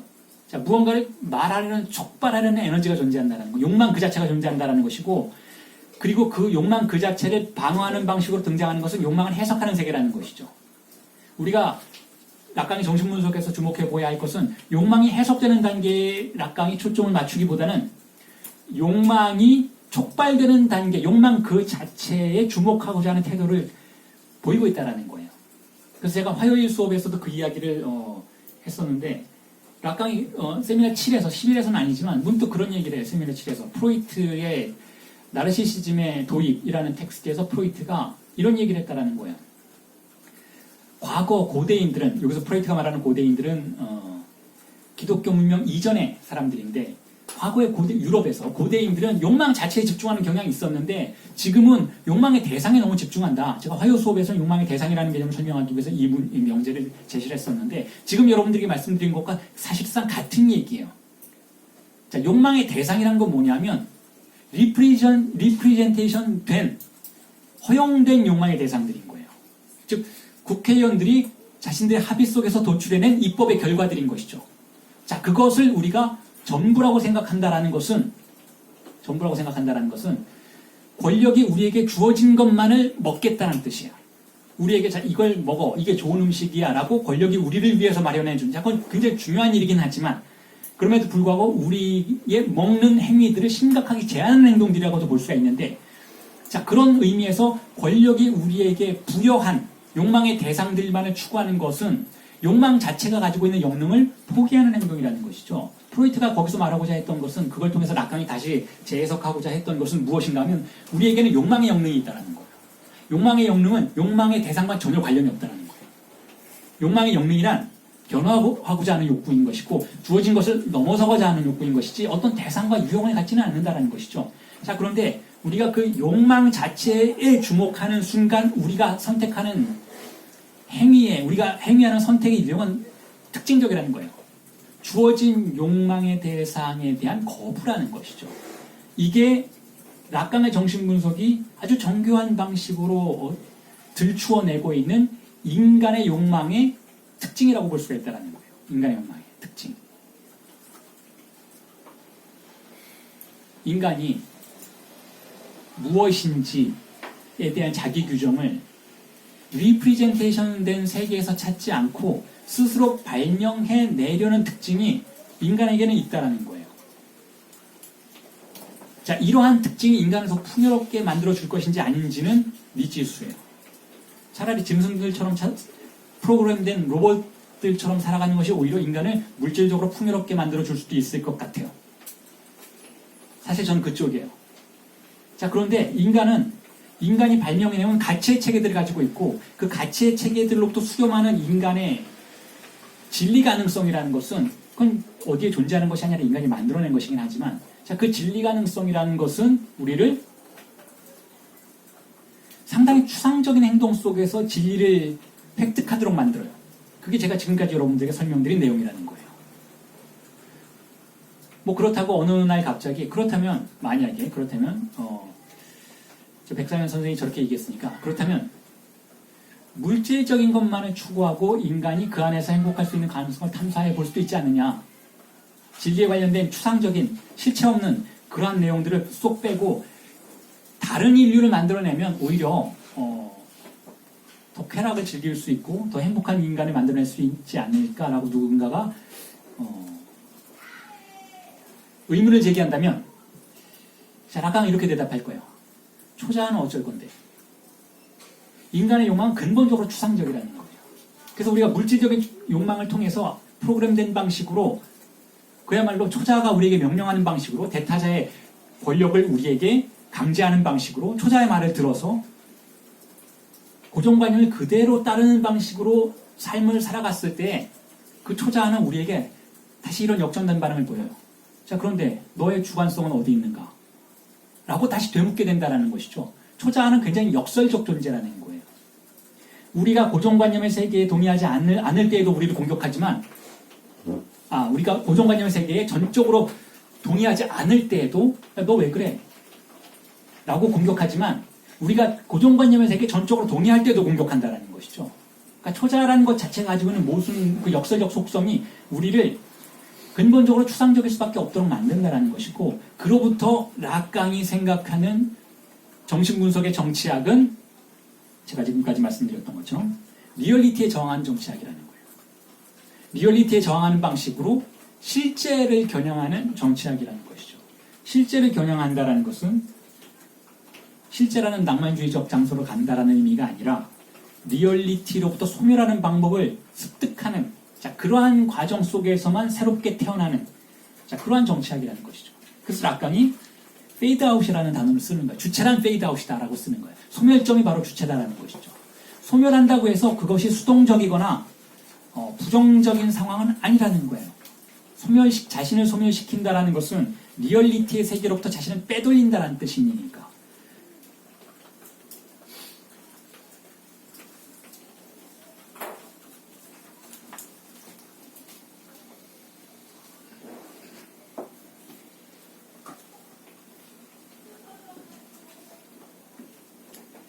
자, 그리고 나서 오늘의 강의를 정리를 하고 다음 주 강의에 단초가 될 문장을 하나 읽어드린다면 국역본 46페이지에 있는 인용인데요. 라강이 이렇게 이야기하고 있죠. 자, 무의식의 경험이 도입하는 하나가 있다면 자, 그것은 오직 균열, 자취, 결렬의 하나일 뿐이라는 저의 주장에 여러분도 동의하실 겁니다. 이렇게 이야기하고 있어요. 자, 이제 하나라는 문제를 제기해요. 지금까지는 무의식의 시간성, 무의식의 사건적 특성, 혹은 리얼리티의 특성, 재현이라는 것, 자, 이런 이야기를 쭉 해오다가 하나라는 개념을 도입해요, 이제. 그리고 다음 주에 말해질 하나라는 것과 사실은 같은 개념인데 이 하나라는 개념이 무엇인지 일반적인 방식으로 설명을 드리면서 수업을 정리해 볼게요. 하나, 그러면 우리 일자를 이야기해요, 보통. 일자. 영어로는 원이죠. 프랑스어로는 앙이라고 불러요. 앙. 우리말로는 하나, 일이라고 부르는데 자, 이 하나는 모든 것을 일관된 방식으로 셈한다라는 의미를 가지고 있어요. 그게 일자가 가지고 있는 의미예요. 그래서 하나의 깃발이 어딘가에 꽂히면 그 깃발의 주변으로는 깃발과 유사한 방식으로 그 영토가 재편되는 것. 자, 이런 걸 일자의 효과라고 부르는 거예요.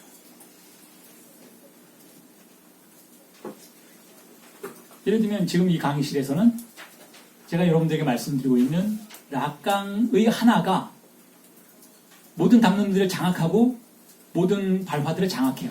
그래서 여러분들이 저에게 질문을 던져도 질문하실 때에는 라강과 관련된 것만을 보통 질문하시게 돼요. 라강과 수업과 관련이 없지만요 라고 말하기는 하지만 그럴 때에도 조차 어쨌든 간접적인 관련성을 다 가지고 있는 질문들이 등장하는 것이죠. 그러다가 이제 그 관련성이 없는 질문이 등장하면 제가 당황하기 시작하는 거예요. 그 일자로부터 벗어나기 때문에 이 공간 안에선 제가 답을 찾을 방도가 없게 되는 것이니까. 자, 그게 일자의 개념이에요. 일자. 그래서 일자를 보통 존재론에 관련해서 많이 이야기를 하죠. 존재론에 관련해서. 존재론에 관련해서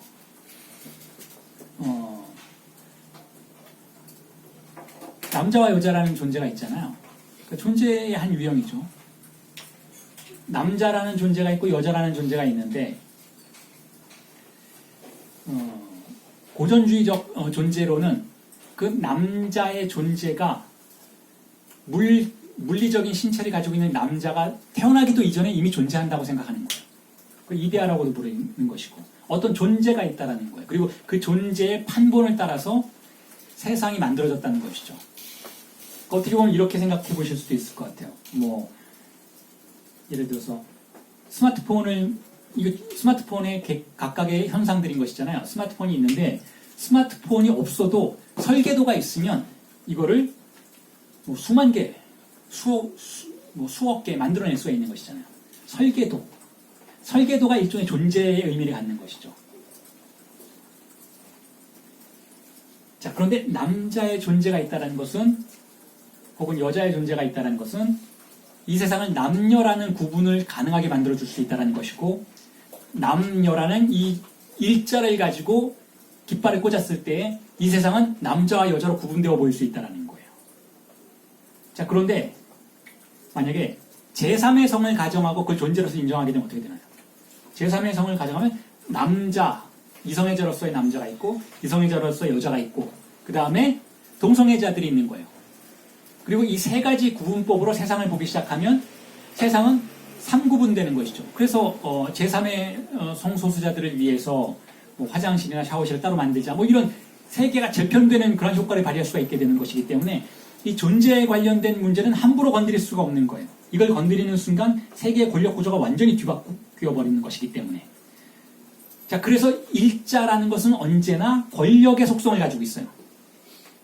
권력의 속성을 가지고 있다는 건 그 권력이 그 일자의 존재를 허용하는가 마는가를 결정한다는 거예요. 그래서 존재하는 모든 것들은 권력의 산물이라고 볼 수도 있는 거예요. 예를 들면 미국의 개척시대에 미국인들은 그걸 개척시대라고 부르고 어떤 사람들은 그것을 사육시대라고 부르죠. 자, 미국의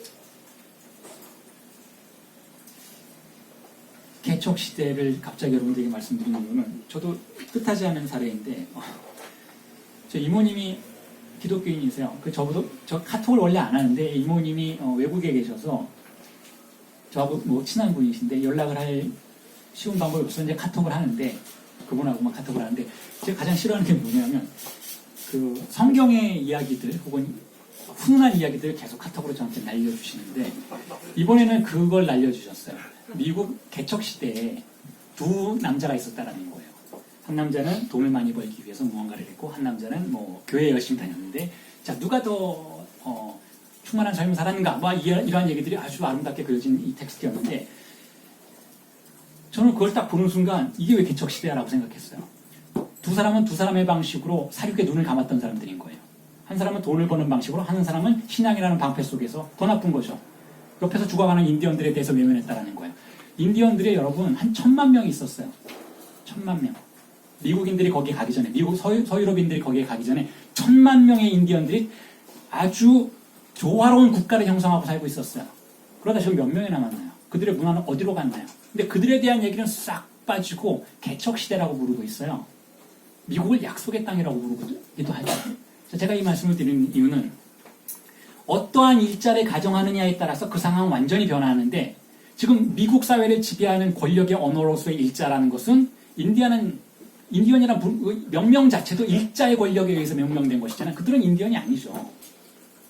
그들은 자신들의 이름이 있어요. 언어도 있었고 수많은 언어도 있었고 심지어는 각각의 부족들이 소통하기 위한 통역사들도 있었다고 해요.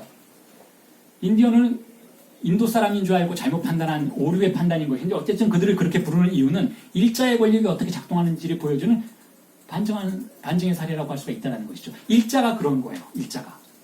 그런 의미에서 일자는 고정관념을 지탱하는 것이고 제가 고정관념의 기둥들이라고 부르는 것이기도 하고 그것들이 바로 우리의 무의식에 이렇게 꽂혀 있어요. 그래서 무의식을 흐르고 있는 욕망의 흐름들을 통제하는 것이죠. 자, 그 일자가 권력의 일자라면 지금 락강이 말하고 있는 46페이지에서 말하고 있는 무의식의 경험이 도입하는 이 하나 일자는 다른 거예요. 무의식의 경험에서 균열이나 자치, 결렬을 하나라고 부르는 것은 지금 새로운 일이에요. 자, 그건 무슨 의미를 가지고 있는가를 설명하는 것은 결국 무의식을 락강이 이제 어떻게 다른 방식으로 보고 있느냐를 설명하는 아주 중요한 단초가 되어줄 수가 있어요. 자, 이 일자는 그런 의미에서 떨어져 나온 일자라고 볼 수가 있어요. 모든 것을 조직하고 모든 것을 세마는 우리가 이 앞서 설명에 한편 살펴보았던 그 세마는 일자, 명령하는 일자, 네이밍하는 그 일자의 반대편에 세매지지 않은 뭔가 하나가 있다는 겁니다. 그 일자를 말하는 것이 46페이지에 무의식의 경험이 도입하는 하나라고 표현하는 일자라는 것이죠. 자, 그 부분에 대해서는 다음 주에 이야기를 계속 하겠습니다. 오늘 여기까지 하고요. 질문 있으시면 질문을 하시기 바랍니다.